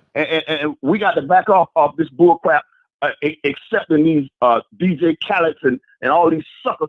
You know what I'm saying? Come and sucking the blood and the life out of our resources and taking it back to their people.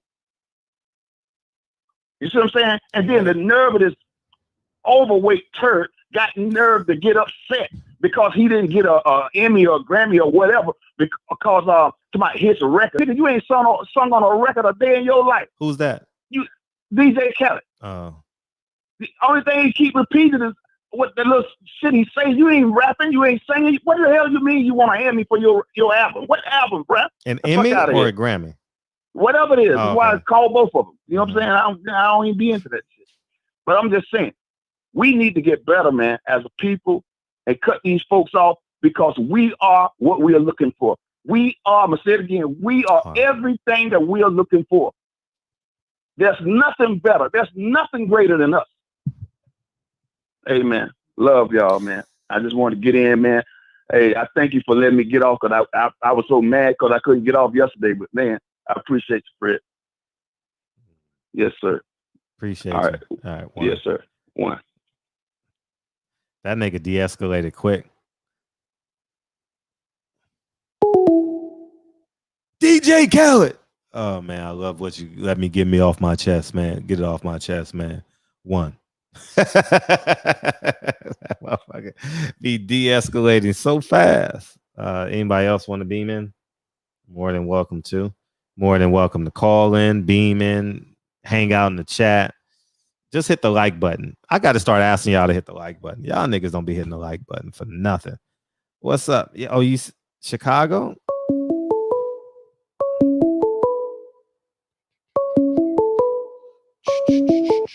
Arrest the killers of Breonna Taylor. What's up? What's up? What's up? Hey, what's going on, Fred? How you feel, hey, man? Man, I'm good, man. I'm a fan from North Carolina, man. It's my first time ever calling in. Thank you, brother. Thank you. Don't be a stranger. Hey, man, I just wanted to speak on this Charlo fight, man. Hey, I think it's so dope that you got Tony Harrison coming on Saturday, man. Hey, listen, man. It's been so nice when I get off work, man. You know, over here, you come on live at midnight, man. Yeah. What I tell you, man, some of the stuff that go on in the shop be crazy. But man, I know Saturday, man, I might not even buy the fight. Hey, because we gonna tell it like a T.I. is, nigga. We gonna tell it like a T.I. is. I'm telling you. I don't give a fuck what Al Bernstein and them niggas saying. I don't give two smacks about them. You know what I mean? For real. You know what? Fuck it. You know what everybody should do? What's that? If you buy the fight Saturday, when the Charlos come out, you need to put that shit on mute.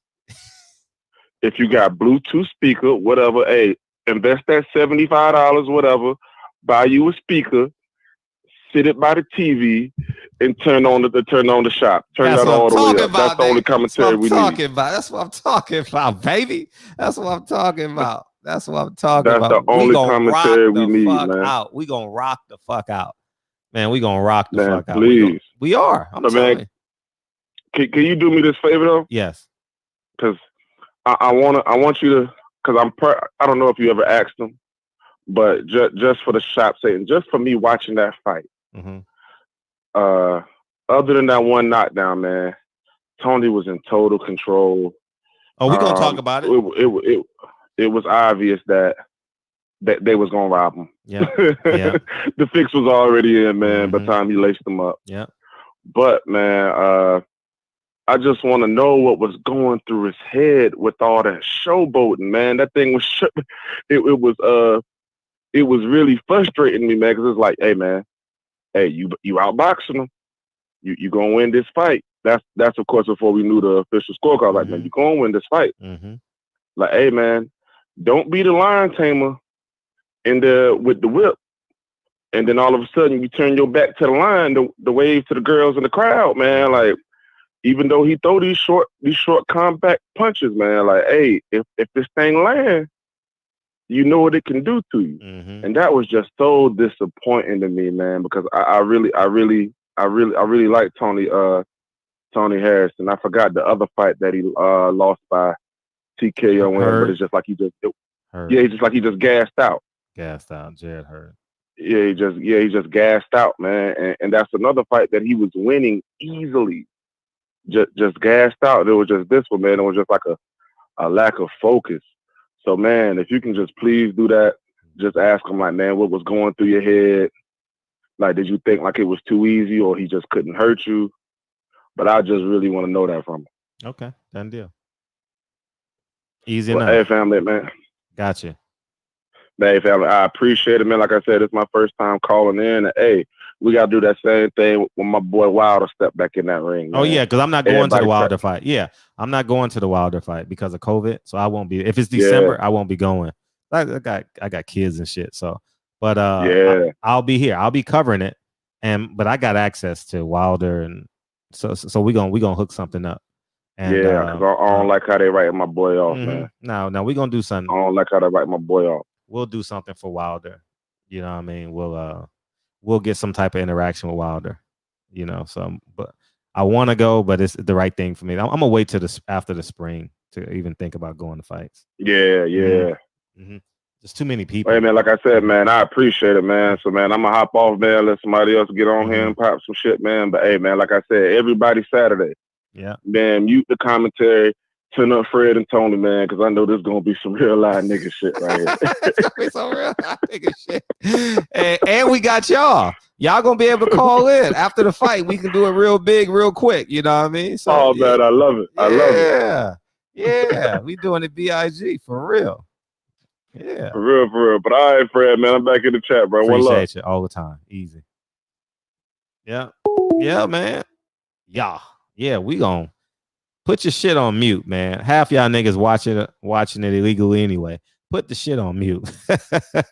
I ain't stupid, nigga. Put it on mute. Let's rock out and have a great time. When it frees up, you'll still have the commentary from me and Tony Harrison. You know, me and TH. You know, he my homie now. I'm gonna call him TH.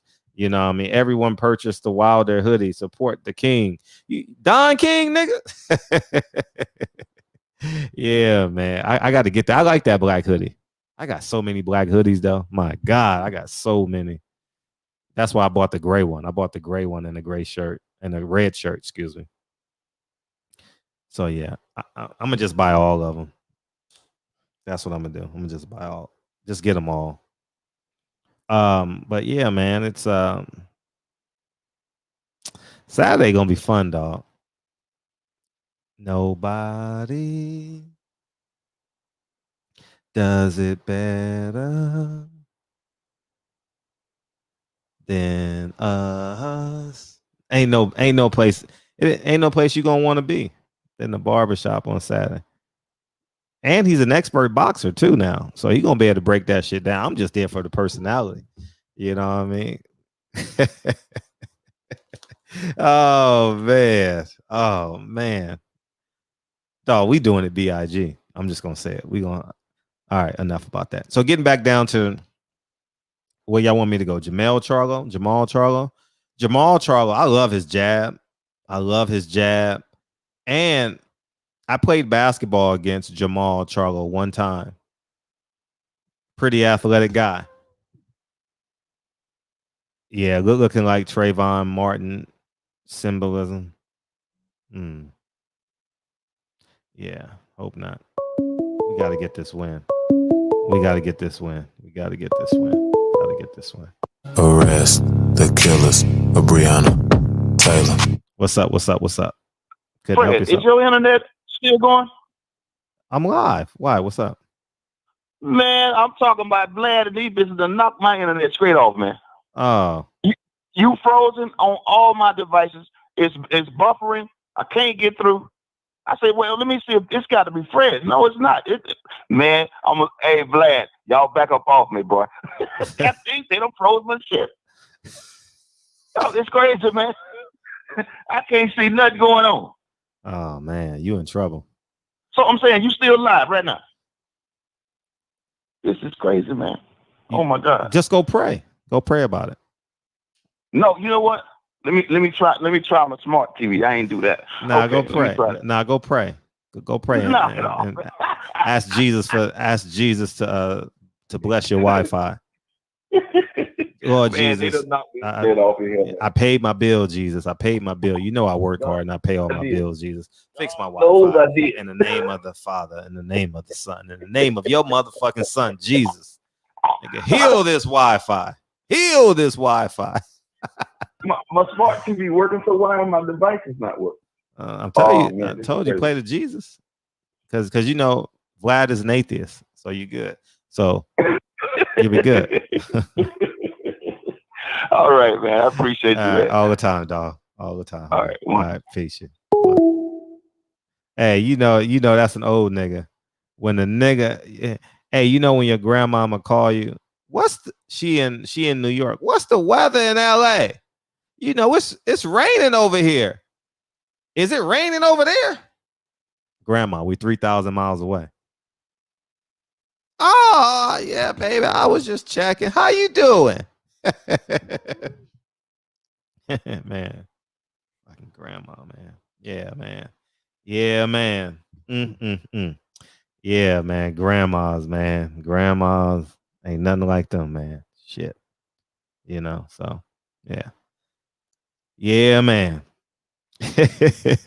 Deacon 305.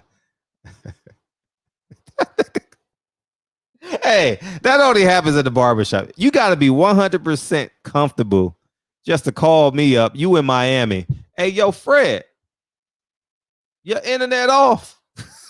Think about that shit.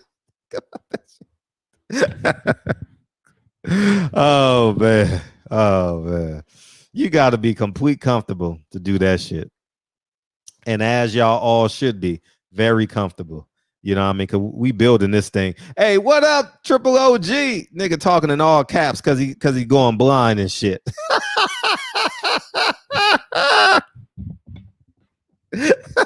Stop yelling in the chat, nigga. I'm fucking with you. Yeah, I'm glad you back in the chat, man. I'm glad you back. I know you've been going through some things. Welcome back, babe. Welcome home. How about we say welcome home? You know, so yeah, man. Nigga got his phone on 1,000%. You know, you enlarge that shit. Oh man, real rap ain't coming in here tonight, huh? Oh man, H Money ain't in here. Real rap ain't in here. Man, the no hairline crew gone. Where they at? I had a whole bunch of jokes. Breon, I don't know where they at, doggy. Man, I went to the motherfucking man. My clip was loaded for their ass tonight. Yeah, easy, Triple OG. Man, clip was loaded. But I like Jamal's jab. I appreciate him. Like he's at every time I get into a story. And then is this Kyle? Arrest the killers of Breonna Taylor. What's up? What's going on, Big Fred? What's up? You know how I do, man. I got Tony Harrison coming in Saturday. You know how I do it. You know what I mean? We don't do nothing but, be great. You know, come on, speak man. it, believe it, receive it. That's all we do. Man, you already know, man. I just had the baby, man. So congratulations. I saw it. I like the picture. Congratulations.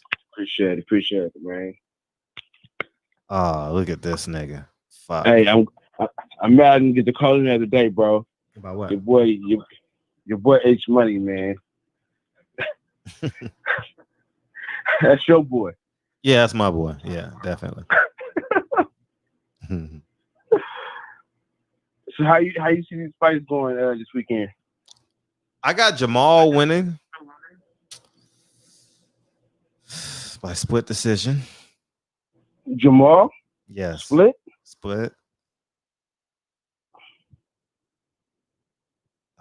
You got Jermell losing? I don't know who's gonna win the fight. I don't know. I have no clue. On, okay, bud. Come I don't on, know. Man. I don't know. Why am I whispering? I don't know, nigga. I don't know. Like I don't. Hey, you saw the nigga. Hey, you saw the nigga from the other night when you was on. I know. That's what I was saying. Let me get my masculinity back, nigga. Fuck this shit, nigga. Fuck you. Fuck you, me, nigga. I'm all man. I did 12 years. I'm all man. Hey, I was in the hospital with the wife, man. I kept trying to call, man, and it wasn't working. So I was like, "F it, I'm just watch it." I was getting interviewed, little bro, funny as hell. Mm-hmm. Oh yeah, Keyshawn Davis. Yeah, that nigga is funny. He cool, super cool. Hopefully he comes back. Boxing is in great hands. You gotta get my boy Sheem on though. Yeah, just have him hit me. I interview anybody, dog. You ain't, man. Yeah. Y'all niggas got to stop saying Fred. Will you interview him, man? Have them all come. I don't give a fuck if you an amateur. I don't give a fuck if you just watch boxing.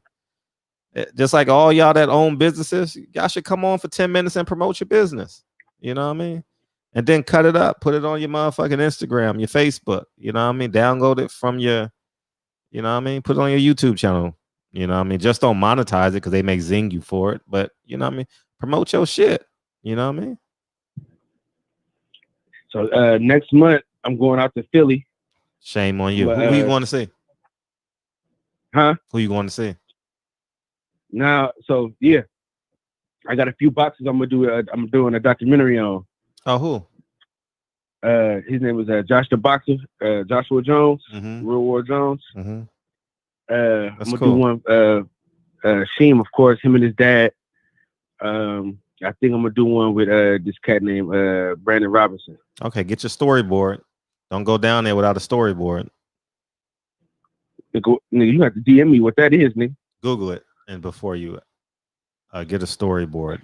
It's basically like how you want it to flow.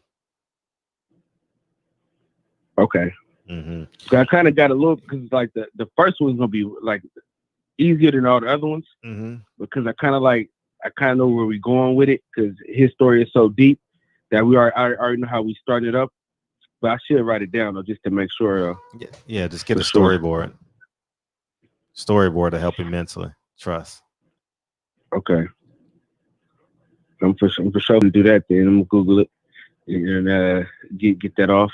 So I'm probably gonna need your help on a website too, man. I got to figure out how to do that. I'm trying to. I want to stream it. I don't want to do no YouTube and nothing like that. If I do YouTube, I want to do like half of the documentary, and then you gotta go buy the rest. Sure. Of it, yeah, that's smart. Yeah, put the first like 8 minutes up. You know what I mean? Yeah. And I'll go and we'll go buy it. We'll go support it.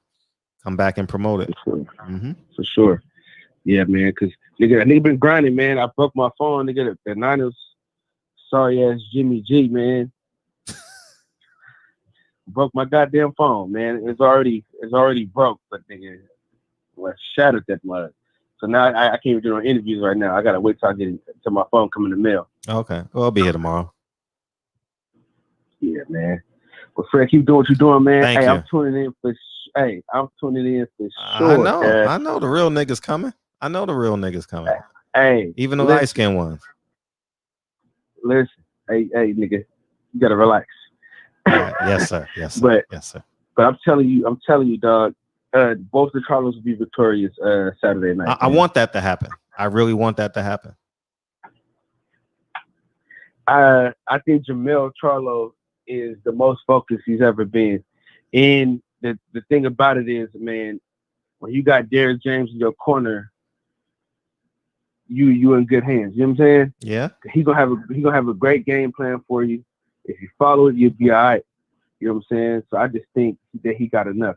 And I don't think Devin Chingo's gonna get past Big Charlo jab, dog. I think he's gonna jab him to death. I believe that. And it's gonna get stronger and stronger. Yeah, man. I'm curious to see what Tony Harrison is gonna say about Charlo. Oh shit, that's gonna be fun. It's gonna be fun to listen to him. I want to know like who hit harder, him or her. That's what I want to know. Cause he's been in the ring with both of them dudes. So I think him and Jermell need to fight though. That'll be a good fight. I think that'll be a good one because they both their chins is kind of suspect. So I think it'd be a good fight. It's a good fight. That'll be a boxing gym. Hell yeah, I think that'd be a good. That's like the only person that's the only person that's worth Tony Harrison fighting.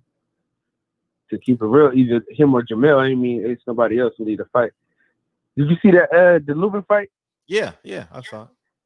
Man, that fight was straight ass cheeks, man. The first half of it. Oh my god. Terrell Goucher don't engage. Hell no. He didn't engage with Lauren either. Dude, he did a Mikey Garcia, bro.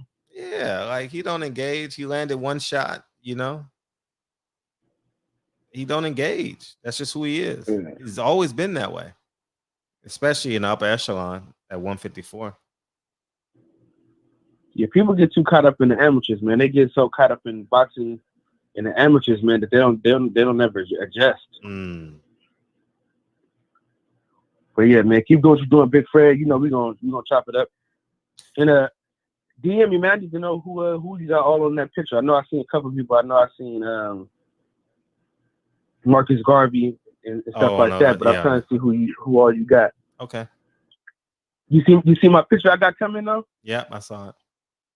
Hey, I can't wait till these artists, nigga, they take forever to do anything. Yeah, bro. They do. We on their time. Dog. The nigga, he done had the same picture for 4 months. I'm like, bro, hurry up. Well, look at mine. Mine took 8. The one behind me took 8 months.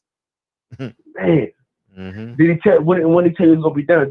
Was he like, oh, it's gonna be done in 2 weeks? Don't trip. Yeah, facts. Dude, my artists do that every time. I call him, he's like, oh, just come tomorrow. I'm not coming tomorrow, dude. I'll holler at you next week, man. Facts. And it still don't be done. Yep. I asked my wife, I said, dude, what percentage do you think he'll be done tomorrow? She said he's not gonna be done. So it is what it is. I'll get with you. I'll make you fun of these niggas next week, Fred. Appreciate you. All right. Peace. Y'all asked for him. Arrest the killers of Breonna Taylor. Hey, what's up, man? What's up with it, Fresh? You know what's going on. Gary Russell Jr. officially quiet like a church mouse. He was doing all that talking about Terrence Crawford, all that Crawford talk, all that tough talk. Stop. Damn. Hey, Fred, have you seen him? Tell me, have you seen a man 4'9"? You know what I'm saying? He's 4'9". He's missing. He's around 33 years old. We don't know where he's at. We gotta file a missing person report for Gary Russell Jr. He's missing in action. The whole world is looking for Gary Russell Jr. He's nowhere to be found. Devin Haney exposed him. Hey, what happened to all that tough guy talk? Mr. Cap, Scary Gary. I got the whole world calling him Scary Gary now. You know what I'm saying? Devin Haney shut his ass up real quick. The biggest ducker in the history of boxing. We seen the negotiations right before our very eyes. And shout outs to Dante's Boxing Nation. Shout outs to Aki TV. Shout out to your Wi-Fi.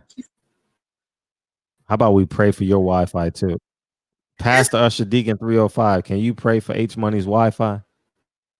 Look, hey, Gary, hey, you want it? You got to take your phone off Wi-Fi. Gary Russell, having ass nigga, Rec having ass. This old inactive fighter look. This old shoe biker. Come on, this nigga fight skating the rings. Where you at his last fight, Fred? Where you at Gary's last fight? No, I didn't go. Because nobody was at the fight, dog. Hey, you should touch one of the Britannica's encyclopedias so you can get better reception. For real, though? I think if you stand on 4 encyclopedias, it may work. Hey, look. You know how you blow on Gary? Talk to Gary. Have you? Man, you got to come back in. You got to. I really want to hear you talk, so you got to come back in. Come back in real quick. Come back in. Yeah, he'll come back in. And hey, remember? Oh shit. Well, I was the baby cousin out of my generation. I was the one that had to hold the motherfucking pliers. I was the one that had to put the butter knife against the motherfucking hanger and shit. And I had to stand there while all my big cousins watch TV and shit. Y'all remember them days and shit? Fred, go stand there and hold this shit. Oh, man. Back down memory lane. Oh, that shit was funny. Oh, man. You talk about funny. Man. That shit was funny. Yo, where's your clip, Barbershop? Where's your clip? Yeah, he got a chest of bunny ears on his Wi-Fi for real. Tony Harrison gonna be in the barbershop Saturday night, man. We talking Charlos. Tony Harrison and Frederick Hawthorne in the barbershop Saturday night. There's no other place you'd rather be. Simply put, it's nobody does it better than we. Yeah, we gonna rock out and have a good time. Arrest the killers of Breonna Taylor. What's up? What's up, Barbershop, man? I just wanted to say, the Charlos this weekend, man. Jermell kind of scares me, like you said, man. Mm-hmm. Like, he gets distracted, angry, you know what I'm saying, about the smallest things. You know, he gets in his feelings about a lot of things. And it'd be the smallest things, too. Yeah, smallest shit. I know, like, I seen when he was in the store going off on the guy or whatever, you know what I'm saying? I'm like, dang, you know what I mean? And I'm like, bro, you got too much money to, you know what I'm saying? Mm-hmm. Like, you said, I'm going to went straight to the owner, you know what I mean? But they said that Rosario's trainer said they train like they're in a prison camp, bro. Like, everything set from a schedule, like no entertainment, no phones, no nothing. You know, it's like you wake up, you gotta have your bed made. They control what you eat, you know what I'm saying, all that, you know, so it's really strict, you know what I mean? So you taking a guy that just beat J-Rock. You see when J-Rock hit him with that right, it looked like he did some RoboCop shit, like his neck twisted all the way around and then came back. I'm like, damn, this dude just took I gotta see that. big ass punch. Like I thought J-Rock was great, knock him out for a second. His whole head like twisted and then turned back around. I was like, this dude's a beast, and he's big too. You know what I'm saying? The losses that he did take, you know what I'm saying? Like he said, he didn't really have a trainer, you know what I'm saying? He's like basically training himself, you know what I mean? But this dude is hungry, man. Like, you know what I'm saying? He comes from nothing. Like, and he's got a little bit of success right now from the J-Rock fight, but you can tell this guy's real hungry. And it's just like, you know, Mel is, I think he's taking this dude lightly. I know he might be training hard, you know what I mean, and staying in shape, but I really, for something in my mind is telling me that, you know what I'm saying, he's kind of taking this dude lightly. I don't know. It might just be me, but dude's a big 154 pounder. He can take a punch. And like most of the fights the twins fight, like they get outboxed a lot, you know what I mean? It'd be like later on in the fight, they land like big punches and, you know, knock their opponents out and stuff. But I'm not really worried about Maul. He seems kind of level-headed. And, you know, he's got a shotgun jab, you know what I mean? It's like probably the best jab in boxing. But Mel kind of scares me a little bit, you know what I mean? And I don't know. That's all I want to call in. And, you know, I kind of agree with you on that one. You know what I mean? It could go either way. But, and plus, Duke can hit, you know, and Mel, strong right and Mel does get hit a lot, though, you know? I don't know, man. It's going to be a good fight, man. I'm definitely going to be tuned into the fight and your show at the same time. And That's just flipping back to you and Champ side, you know what I mean? Yeah, for sure. You know, about both of y'all, you know what I mean? So, Thank you. Man, keep doing what you're doing, brother. And I'm calling from Lexington, Kentucky, as a matter of fact. Arrest the killers of Breonna Taylor. How far are you from Louisville? Louisville's only 45 minutes away. So what do you think? minutes So when do you think they're fast. going to announce it? When do you think they'll announce it? Man, I have no clue, man. You know, Kentucky's a racist ass state, man. You know what I mean? And, you know, it's a lot of racism going on. You know what I mean here. You know, and I'm married to a white woman. You know what I mean? So, you know, like I don't know, it's just really bad here, man. You know what I mean? Like we go into restaurants or whatever, we get the craziest looks. You know what I mean? And you know, my wife, she was adopted. You know what I mean, by a black family. So, you know what I mean? So like, I don't know. It's really bad here, though, man. A lot of racism, a lot of, you know, I'm like scared to, when I get arrested, my dad always told me when I was little, you know what I'm saying? Like, if you get in trouble with the law or anything, you know, just play your part. Yes, sir. No, sir. You know what I mean? Some of those stuff like that, man, that'll save your life. You know what I mean? From, you know, the way these cops are out here. So, you know, I always try to, even though I don't want to, it's yes, sir. You know, I'm sorry. You know what I mean? Just being nice, and because any wrong thing, you know what I'm saying, it could be the end of me, you know what I mean? But yeah, it's a lot of racism going on here, and I hope that family does get justice, but it looks like they just trying to pay them money to, you know, sweep it under the rug type stuff, man. So I hope they get justice, man. And I don't know, you know, this world's fucked up, man. And, you know, I'm actually, you know, in one of the states that's, you know, I see it every day. So wow. It's like when I walk out the house, you know, you got to walk on a thin line, man, because you never know what's going to happen. You know what I mean? Because the cops will pull you over for just walking down the street. You know what I mean? What are you doing? You look, you know. So, I don't know. So, basically, I go to work, come home, stay in the house. You know what I mean?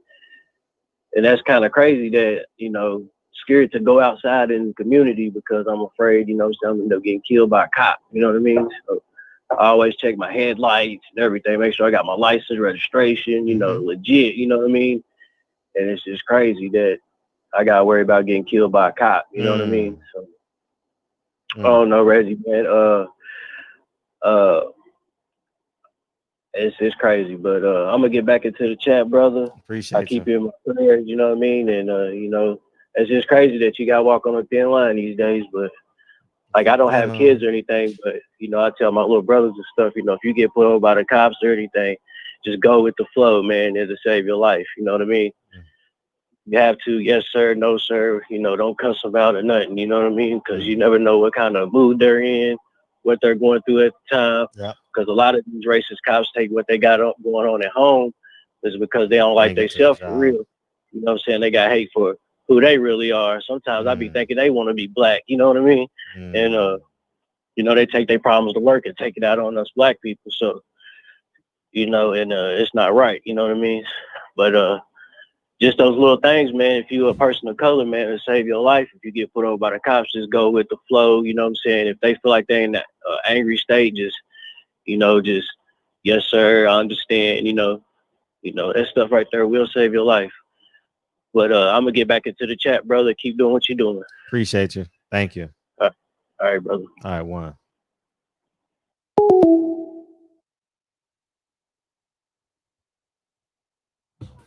Arrest the killers of Breonna Taylor. What's up? What's up? What's up? Welcome back.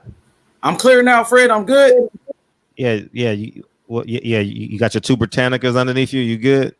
I'm good, man. You know, you see, I got the waves spinning. You know what I'm talking about? Yeah, man. You know, ocean waves for the babes. But let's get down to the nitty gritty. Have you seen or have you heard from Gary Russell Jr.? That's what I want to know from Frederick Hawthorne. That's what I want to know from Freddie Stay Ready Hawthorne. I want to know. I haven't heard from him. No. Damn, missing in action. Gary Russell Jr., the man with the big mouth. Nobody can find him. Have you seen him? Have you heard from this guy? He was talking all that shit about Terrence Crawford. You had a lot to say. But when Devin Haney came around, it was a whole different story. When Devin Haney got on your ass, you changed your energy, Gary Russell. You got exposed for being the biggest ducker in boxing, the biggest capper in the history of boxing, Gary Russell Jr. And you know, Fred, he's not even on a PBC calendar. He's not even on a schedule for 2020. What's up with that? I mean, what's your thoughts on Gary Russell not being on the PBC schedule? That's the first thing I said when the PBC schedule came Yeah. out. I said no Caleb Plant, no Adrian Broner, and no Gary Russell. Exactly, Fred. But one thing about it, Gary Russell has already fought in 2020 against King Tug. And you know that's his schedule. That's how he goes. Fights once a year. You know what I mean? So he got his one fight a year, and he's not going to fight in 2020. He's been doing a whole lot of capping, a whole lot of acting.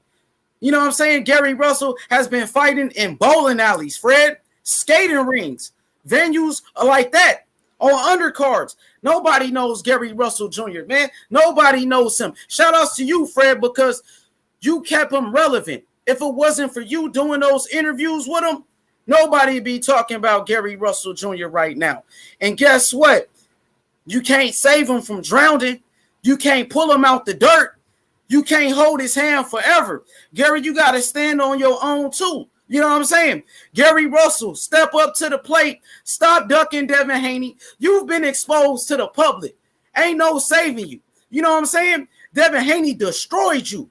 You took an L. He took a big L. You know what I'm saying? Without even stepping in a ring, Fred. He didn't even have to step in a ring to take this ass whooping. We gave him everything he asked for, everything he ever wanted, everything he ever needed. 1.5 million, no stipulations, and he still ducked the fade. No excuses, Gary Russell. You 32 and you going on 33, and nobody even knows you. All you got to show me JoJo Diaz? Damn, bro. That's sad, bro. Kiko Martinez with 9 losses? Come on, my nigga. That's all you got to show the people? This clown-ass nigga didn't want no work, Fred. This nigga ducked Devin Haney. This nigga ducked him. This nigga ducked. Real talk. Come on, man. You're not even on the schedule in 2020. Now you going back in your little cocoon and you hiding. You staying away from the public. You're not even going on Instagram no more. You won't even show your face. This nigga is on milk cartons missing. This nigga Devin Haney got this man on a milk carton missing. Put this nigga in a Donald Duck body. And all that, what happened to all that personal talk, Fred? That shit he was talking about with Crawford. What happened to the personal shit? Why he won't keep that same energy with Devin Haney? What's up with that? Did you think about that part? Like all these excuses that he's making? Did you think about the excuses? How silly it sounds, man? This nigga said the zone wasn't on a contract, the zone wasn't on the offer Matchroom, and they was right there on it. Now he's quiet and he's hiding. You know what I'm saying? Mr. Cap, Gary Russell Jr., Mr. Cap, the Cat Man, the Cat Man. Watch out for Mr. Gary Russell Jr., bro. He only fights once a year and he has no power. People are really ducking this guy, really. He's been fighting Kiko Martinez with 9 losses. People are really scared of this guy. You know what I'm saying? They really ducking him. You the one ducking, nigga. You the one that ducked Devin Haney. Your ass fighting in bowling alleys, skating rings, and shit like that. Come on, nigga. And nobody going to watch you fight. This nigga Devin Haney exposed you, bro. He's the biggest ducker in the history of boxing. Deacon 305, you're one of your biggest supporters. You let him down. Deacon just called. And Deacon said you let him down. You let down the DMV. What happened to all that tough talk? That's what I want to know, Fred. What happened to all that shit he was talking, bro? What happened to that? Oh, I did this. I want to fight Crawford. I want to do this. What happened, nigga? We sent you the offer and you got ghost. You got ghost. This nigga ain't got no heart. This nigga ain't got no heart, Fred. He ain't got nothing right there, nigga. Devin Haney took his heart from him, snatched his soul. This nigga shook, man. This nigga shook. And Fred, one of your biggest supporters. Fred can't hold your hand. Fred ain't fucking with you no more, dog. Fred ain't fucking with you no more, bro. Real talk, nigga. You on your own now. You disrespected Al Heyman, Gary Russell. You said he was treating you like a stepson. You know what I'm saying? Gamboa, he's a PBC fighter, Fred. Gamboa advised by Al Heyman. And we doing good business with them. We doing good business with Al Heyman when it came to Gamboa. But when it came to Mr. Cap, it was a whole different story, man. When it came to Gary Russell, you know what I'm saying? Excuse after excuse after excuse. The nigga don't want no smoke. And shout outs to the PBC. You know what I'm saying? Shout outs to PBC. Sam Watson out there in LA. You know what I'm saying? Hey, Fred, man, PBC got a fight tomorrow. I don't know if you're aware of it. They do? Oh, yeah. Yeah, they got that on Fox Sports 1. Yeah. Yes, sir. Nestor Bravo from Puerto Rico, man. I'm going to tune in and watch that. You know what I'm saying? So, you know, man, I'm looking forward to working with PBC and making big fights. We just ain't got the time for Gary Russell. He doesn't want the fight, Fred. He's been quiet. You know what I'm saying?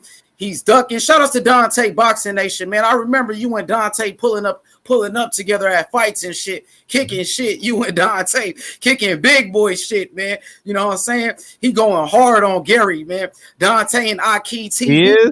He is? He going hard on Gary. Really? Aki been cooking him. Matter of fact, Batman called Aki TV yesterday and got his ass cooked up. Batman went back into his bat cave, bro. You know what I'm saying? That nigga gone. Catman. Catman. That nigga gone, Fred. You know what I'm saying? This is what happens, though, Fred. You know, we made an example of Gary Russell Jr. So all those other fighters, man, you know what I'm saying, that coming up, they gonna see what happened to Gary Russell Jr. They gonna have second thoughts, man. You know what I'm saying? I'm like, man, we ain't fucking with Devin Haney, man. We seen what happened to Gary. We ain't gonna fuck with him. You know what I'm saying? And Devin just did an interview with Fat Joe yesterday. I don't know if you caught that. I saw it. Devin staying relevant. Devin in the public eye. That was a good interview. Just stay relevant. Yes, sir. Thank you, Fred. And Fred, I want to say, man, thank you for everything. You know what I'm saying? Thank you for plugging me with Mr. Bill Haney in Devin Haney Promotions. That means a lot to me, bro. Man, I will never forget that. I'm always embedded to you, bro. Thank you. Much respect to you. You know what I'm saying? But Gary, Fred can't hold your hand. Tony Harrison. On Saturday. Yeah. Hey, who you got in the Charlos? I got both of the Charlos. I think Jermell Charlo gonna have an easier time, though. I think Jermell over Jamal gonna have an easier time. Yes, Jermell. Okay.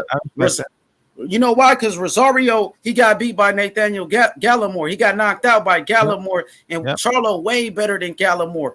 Way better, man. He's way better, Fred. And Charlo, I think Rosario, he's kind of chinny, Fred. His chin is kind of suspect. Even though he can fight, he can box.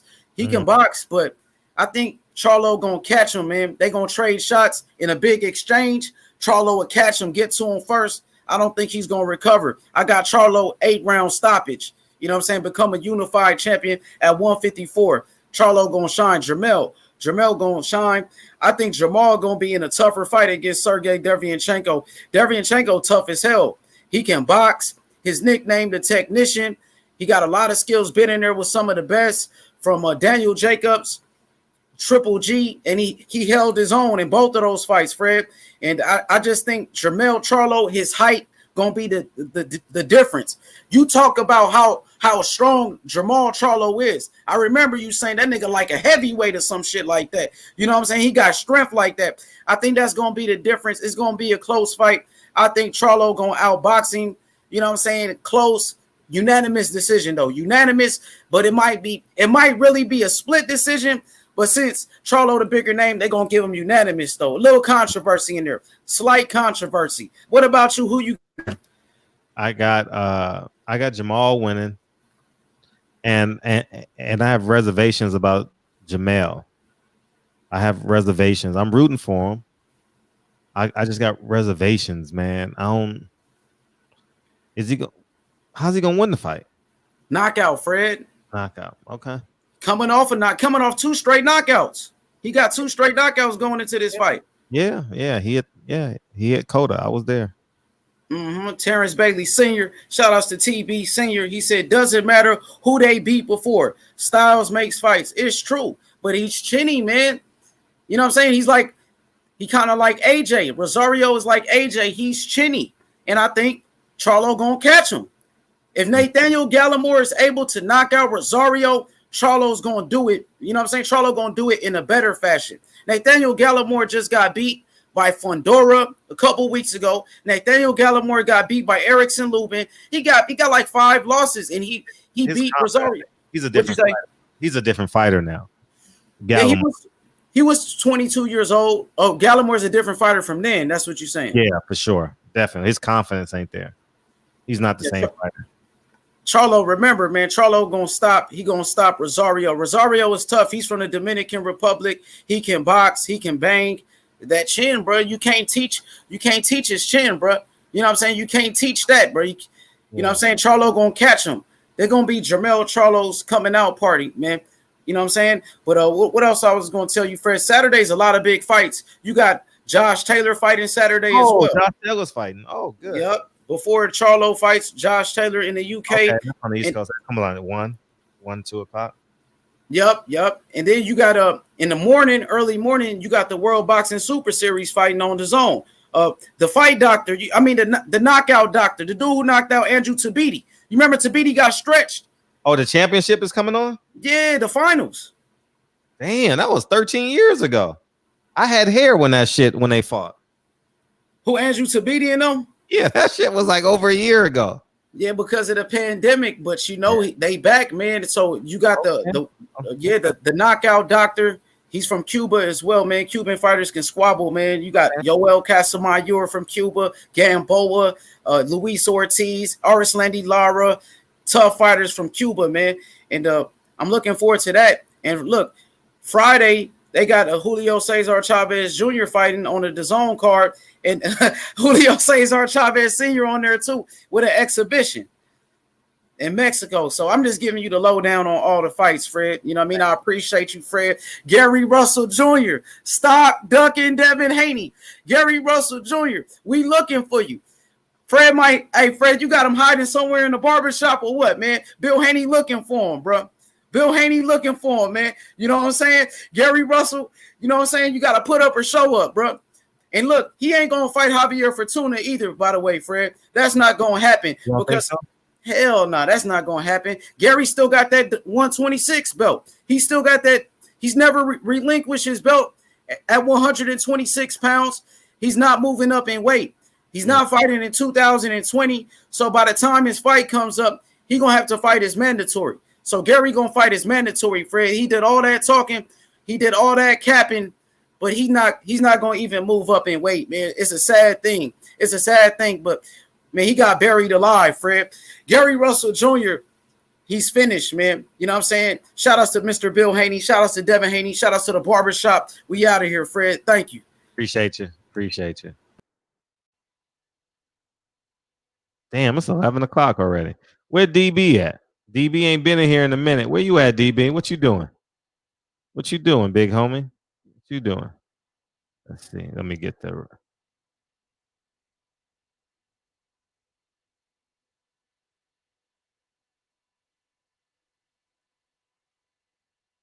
Yeah, Saturday we got a hot show.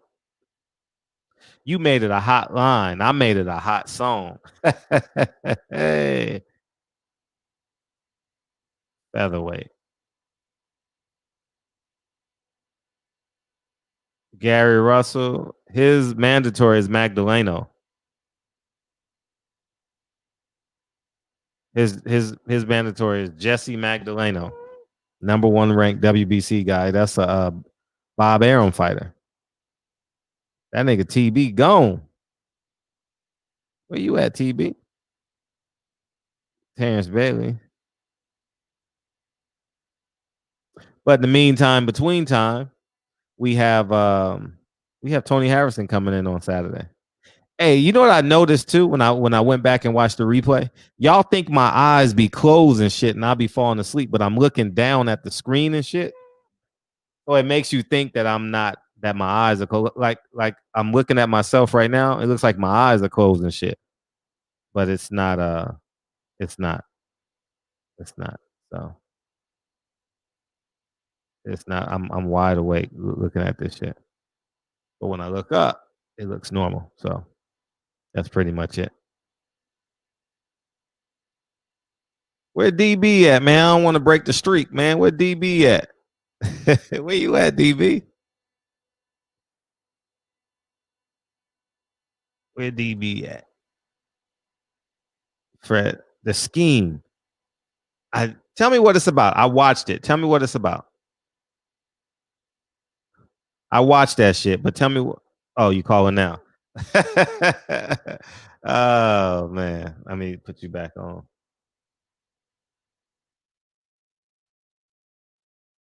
The scheme, was that the basketball player?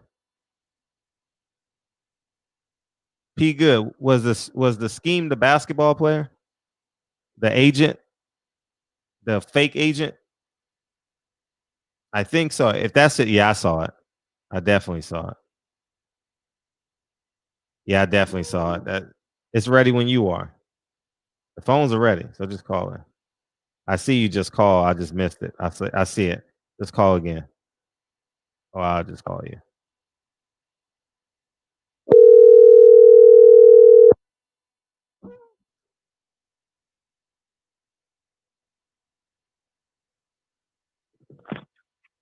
So what are going? my youth, what are going? Man, hey, check this out. What's up? I had this little thing posted up a little while ago, and I disappeared for a few minutes. You know what I'm saying? So I done plugged. I didn't know how to do this shit. I didn't have the little adapter to plug the shit into the TV. Okay. So can you hear me well? Very well, yeah. Okay. So I got the adapter on one phone plugged in, so the show on the TV. Oh, thank you. You know what I mean? Yeah. So we over here on a big screen. I'm like, all right, this should look good. The only thing is, you can't see the chat when you plug it in. You can just see whatever's there. So if you plug so all the super chats and whatever, you know what I'm saying, whatever's on the screen will show up there, but you just can't see the chat. Gotcha. But I got a third phone, so. One phone is loose, the other one I'm in the chat, and then the other one is on the TV. That's love. That's love. Well, Terrence Bailey said, doesn't matter who they beat before. Styles make fights. You better listen to him. It doesn't matter who they beat before. Styles make fights. Styles make fights. Who was the first person to say that? When did that start? When you were little, did you hear that? Said that first.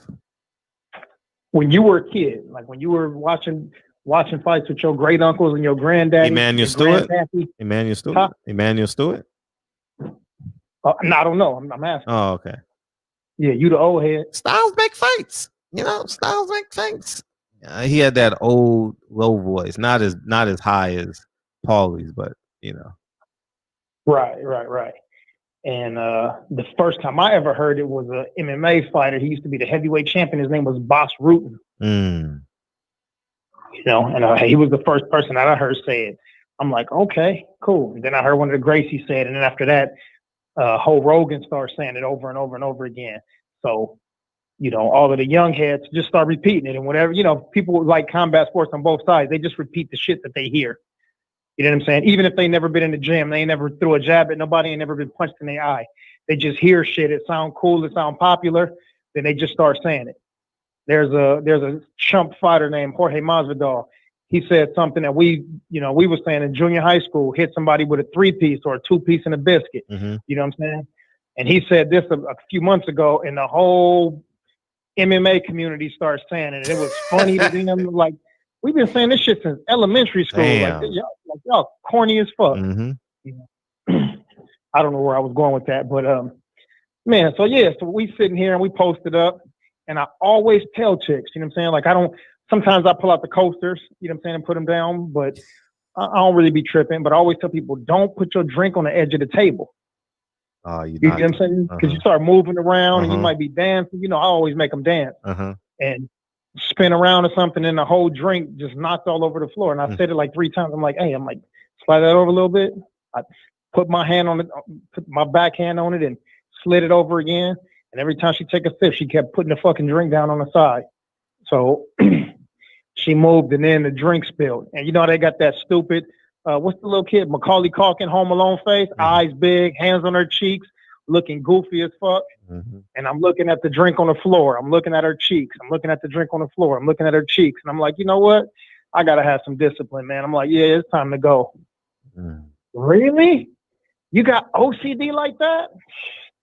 No, I got more company than this. So, yeah, you can get the man. But now I regret it, though. I'm like, damn. Wanted man. I make him dance. I'm like, damn, I should have just waited and then just didn't call after that. But whatever. Shit. Something else gonna happen for me. But styles make fights, huh? Okay. All right, let me see what they're doing in the chat. Let me see. Make them dance. Yeah, man, make them dance for real. Gotta do it, JJ. Bands will make her dance. Bands will make her dance. Yeah, I'm not spinning bands, so I just say mans. Yep. Mans will make her dance. Facts. Yeah, I ain't in the trickery. You know what I'm saying? Big homie Coop, what up with your baby boy? Yeah, man, it's getting ready to be cracking, man. So make sure I'm able to get on with Tony. Sure. You know what I'm saying? Because I'm sure. asking some real shit, you know. And I know he ain't shy. Not at all. Yeah. He can't be shy because he's from Detroit. Caught that? He ain't shy. See, you hit your little corny joke last night. You like, nobody got it. It went over your head. Yeah. Well, I mean, he's a Lions fan over the Bears. So. Well, you can't be shy, right? Yeah, that's right.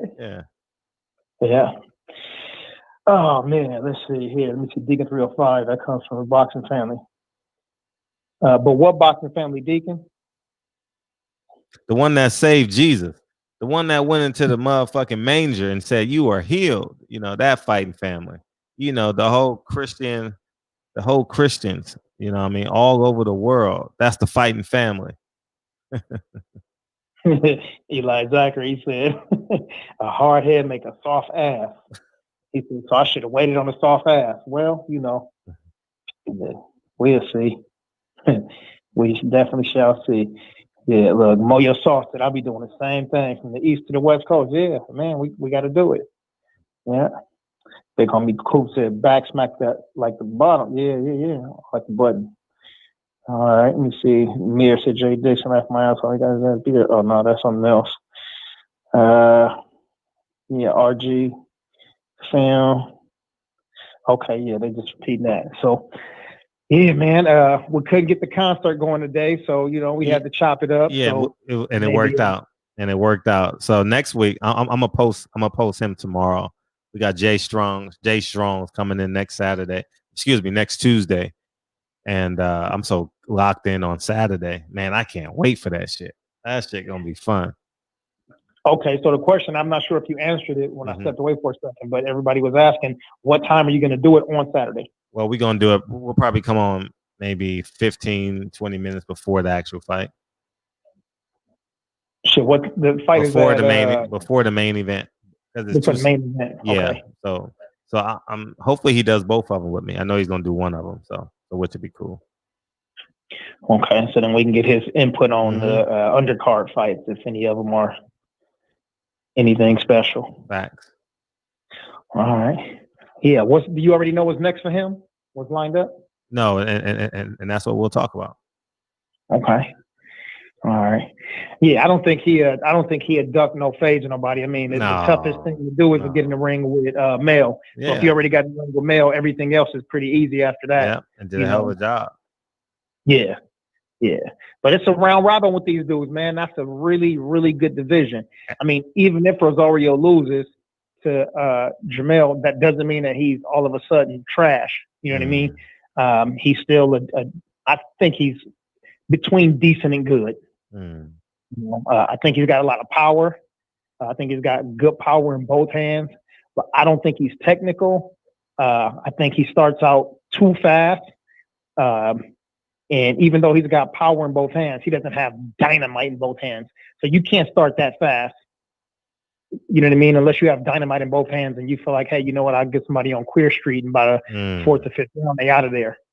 So it may be a case of, because Mel know how to box. It's not like he's just got power and he just knocks people out and can't box. He can box. So it may be a thing of this dude coming out. Matter of fact, with him and his brother both. Both opponents said they're going to come out really fast. So it may be a case of bull and matador. And, you know, we shall see. Yeah. We shall see.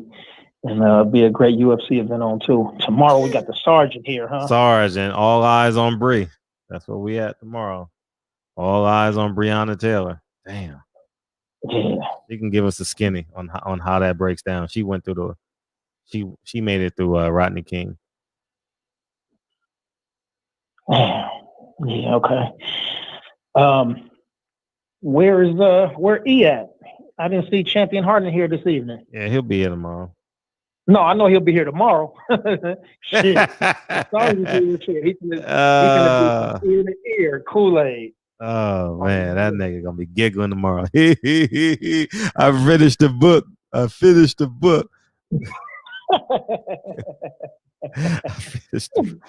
Finished the book looking ass nigga. You know what I mean? Yeah. Hey, listen, beauty will make a man read. Shit. Man, All beauty will make a man. Shit. I don't know. Yeah. David the Real Thomas, what's up with your fam, man? Yeah, so all right, so the Sergeant being here tomorrow. Yes, and then Thursday is us. We just hang out Thursday. Concert back on deck next Tuesday. Saturday. We got former champion. And yeah, man, it's going down. It's definitely going down. I'm excited. All right, so let's give a little love to the fan band. Time Woods. He said, another big thing is the quarantine that they do with Charlo don't seem to be on point with that. It's not a big thing, not a big change with international fighters. Everybody's on quarantine. I mean, no, you don't. Not just in the U.S. Shit, it hit all over the place. You know, it's just different for us, but everybody had a chance to. Everybody had their time on lockdown. And you said it's a fight on tomorrow night, by the way. That's what Jay Dixon said. Who's fighting? Is that a PBC card tomorrow? Yeah, it's a PBC card. It's like they up and comers. Okay. I like to see youngsters. All right. Oh, I mean, sure. if they youngsters, if they are like a mid-level fighters, get the fuck out of here. But if they some youngsters, yeah, then I like it. Yeah, with some promise. Yeah, exactly. Let me see. Eli Zachary, Jay Dixon, Pete Good, Time Woods, Dave Jack, my cousin D-Man Jr., Cash G and Mir, TMC, my bros, Deacon 305 with the extra 5 on the end just to get back in the camp. Easy. Batman Boxing Talk. Batman looking what Mir call him, Batman Nello. He like Canelo. Canelo. Yeah, C-O-N, Canelo. Man, yeah. David the Real Thomas in here. Tone Brown in the Shy. I know Tone Brown finna be pumped up too. Anytime it's Chicago, Detroit. You know, they got their connection. My brother Hustler Slam in here. Big homie Coop. I think Reggie Owens already set up his live stream, so I already know that Reggie going live after. I'll be over there. We'll be over there. Yeah, we'll slide right down the street to get there. SD in the house. Young Merv, the cut man, probably tuning in with the wifey and the fan band. What up with you folks? Eli Zachary. Terrence Bailey Sr. Hey, another Guinness Book of World Records, man. Terrence Bailey Sr. was in here quick, man. I think the call was less than 10 minutes. Right on. Trap Lord, what up? And my brothers Jarvis Johnson, Big Lloyd, South Central in the building. Yeah, I think, let me see, Moyo Sauce, the Messenger 215, DB, Reggie Cheesy, and Donald Grant. I think that's pretty much it, man. So we're going to get over to Reggie's. I might disappear for a little bit so I can send a couple of text messages, read up on something. But yeah, we're going to walk from the shop down the street. Peoples Hernandez, where you at? Rob G, man, we finna drop it for y'all. Play the song! Oh, I'm ready, nigga. I'm ready. You ain't gonna get me 2 nights in a row. You ain't gonna get me 2 nights in a row, nigga. Hell no, nigga. Hell no, nigga. Hey. I come this way before. Travel through that old door. People Hernandez just checked in. Hey, appreciate you, People Hernandez. Dude, we got Tony Harrison coming in. That shit gonna be fun. Yo, that shit gonna be fun. That shit gonna be fun. That shit gonna be hot. And we gonna donate to to the kids over there. Yeah, that's gonna be cool. That's gonna be great. Yeah, we can watch boxing and be an asset. Sing this shit, y'all. Life's a play with no rehearsal. Come for your role. Take it personal. Cause it's never been wrong. Tell you the truth. It's all in what you do. Some things you gotta do. You just said I'm gonna just do it my way, right? What you want, your Frank Sinatra tonight? My way. This nigga said it's Haney time. It's Haney time, nigga, for the next 13 years. It's Haney time. Haney. Haney. Hey, you need to get a shirt. Haney. You know what's gonna happen?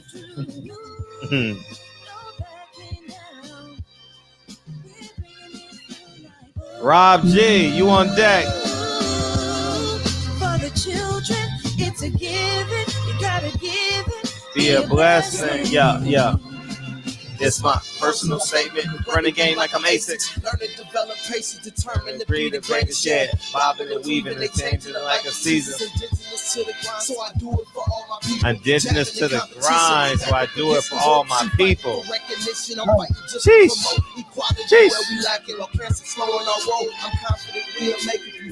Hey, I'm gonna have him come in the barbershop. I'm gonna have him come in. Who's that? The guy that sings his verse. Yeah. Yeah, that's home base for me. So, yeah. Last time, y'all.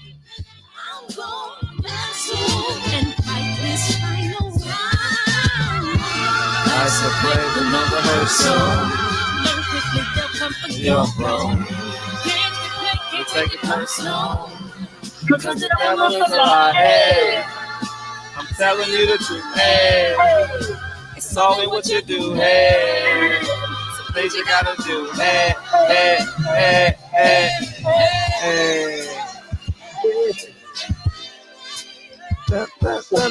We did it another night. Yes.